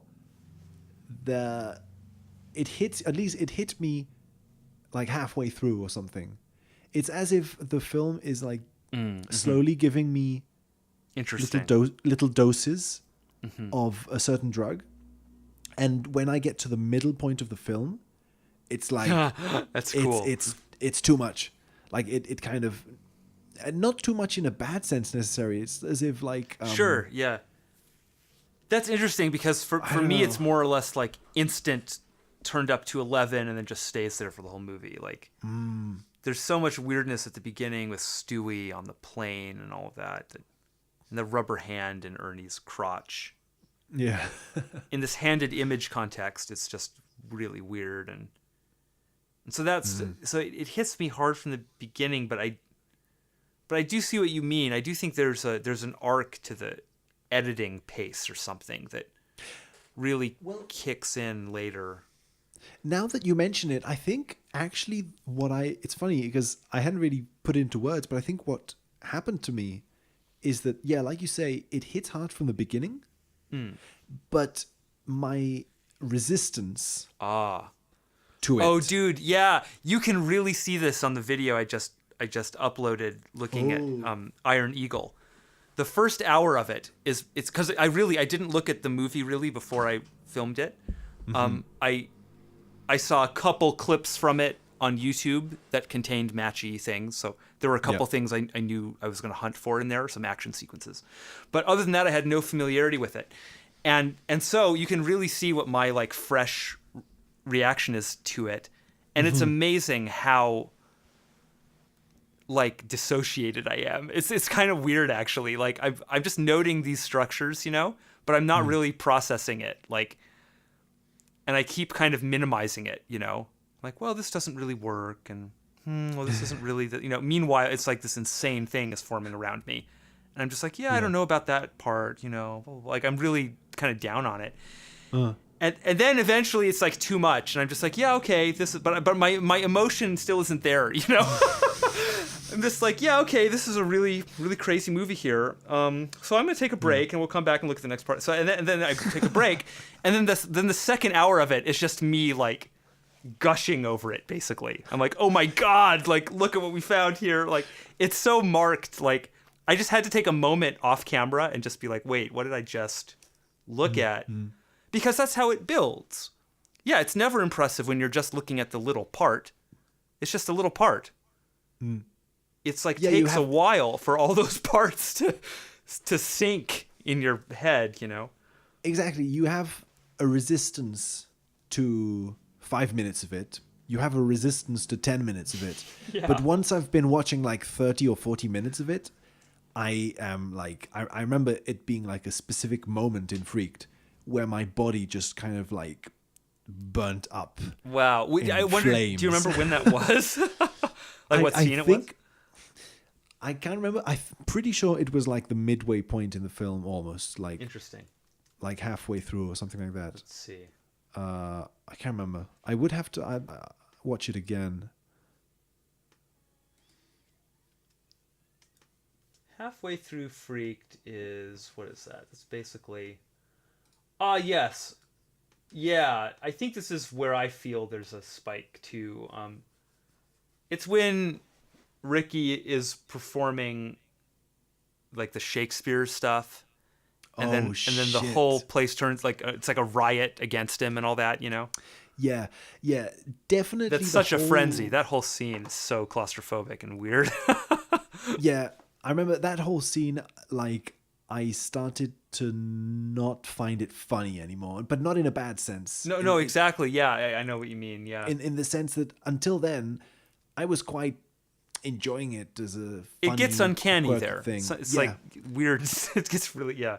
It I gets think sort of, it's uncanny from the beginning, but there's that scene is like, it's nightmarish. Actually, that's the thing. It becomes really like a nightmare there, I think. Yes, yeah, it becomes like a nightmare. Yeah, The crowd turns on him so quick. It's really just like the whole scene is a reflection of his internal state. As soon as he feels humiliated, it's like instantly the entire world around him reflects it, like to the maximum. You know, it's like totally, the yeah. reality is just so destabilized and kind of manically swinging between states there. Yeah. God, that's an interesting film. I'm still I'm in the middle. I'm just slowly going through it. I realize that a disadvantage of how I'm doing this on YouTube is that it's really hard to see which videos are addressing which films now. Oh, right, yeah. Because I'm actually jumping around a lot in these videos now. I'll look like I had a little bit of Freaked, like 5 minutes of it, and it'll suggest to me looking at other movies in connection with it, and I've just been kind of going with that flow, which is really neat. Yeah. Like, I love that format, yeah. I've been finding cool stuff that way, but it is harder to like direct people towards in the sense of like, oh, if you want to know about this aspect of Freaked, I don't know, it's buried somewhere in the recent bunch of videos I've been putting up. Yeah, I know. Like the only possibility I can think of is like adding in brackets. This is A the shop little- talk portion of the podcast for anyone listening, by the way. We're just talking about sync How to. video problems now. Yeah, no. In fact, I mean, it's 11 a.m. here, and I haven't had anything to eat. It hasn't been a problem though. Like I've just Yeah, sort yeah. of I'm haven't felt hungry. the I'm need to. hungry as well. We should probably wrap it up. So I think it's good time to stop. But I had the same problem because I remember doing something similar at some point with the video game stuff, just sort of analyzing everything at the same time because that's what it felt Yeah, comfortable yeah. to do. But So it happens with the room analysis a bit too. You like you go into yeah. the real nonlinear format with it towards the end. yeah, and I'm tempted sometimes to like make the title of the videos long and include like Right. let's Same. say, Yeah. let's say, you know, you have your video is like handed images part 12. Yeah, And then yeah. in brackets you say Exactly. Freaked, Yeah. Kong and this other film, and that's I a thought list of of the doing that too. films. Yeah. but I it don't know makes why I the video haven't done titles that. Yeah. I makes guess. the video titles really long, and I don't know. Yeah. Could put it in the video description, I guess. Although this last one I put up, I actually just used it as an opportunity to like say basically some of the things I was just saying about how isn't it interesting how you can watch me in this video like very slowly come to grips with what I'm seeing on the screen. I like the idea of doing a little like meta-analysis in the video description. That's just like my thoughts about the video as I'm uploading it, basically. Oh, Some kind right, of just I love tiny it, yeah. little additional commentary layer on it or something. I guess I could start listing the films in there. But the truth is, I don't really want to keep track of it that way. It's a pain. I don't know. I know what you mean. Yeah, it's as if I have a natural resistance to it for some reason. No, I know what you mean. Like the whole point of doing it non-linearly is in order to allow Exactly. yourself to just flow. Exactly. I feel like if I focus too much on it, then I'm gonna start limiting how much I jump because I'm like, oh, I don't want to have to comb through this and remember that I Yeah. looked at like 10 different things in this little 5-minute window. Yeah, It's just too much to keep track of when you're really jumping around. I don't know. yeah. Yeah. Well, And oh, sorry. No, go ahead. no, I think that the good thing is that even though the audience for this sort of stuff is, you know, limited at the moment, I think the kind of audience who likes this stuff, like for example myself, I love watching super fluid kind of videos Same. like that. Exactly. Yeah.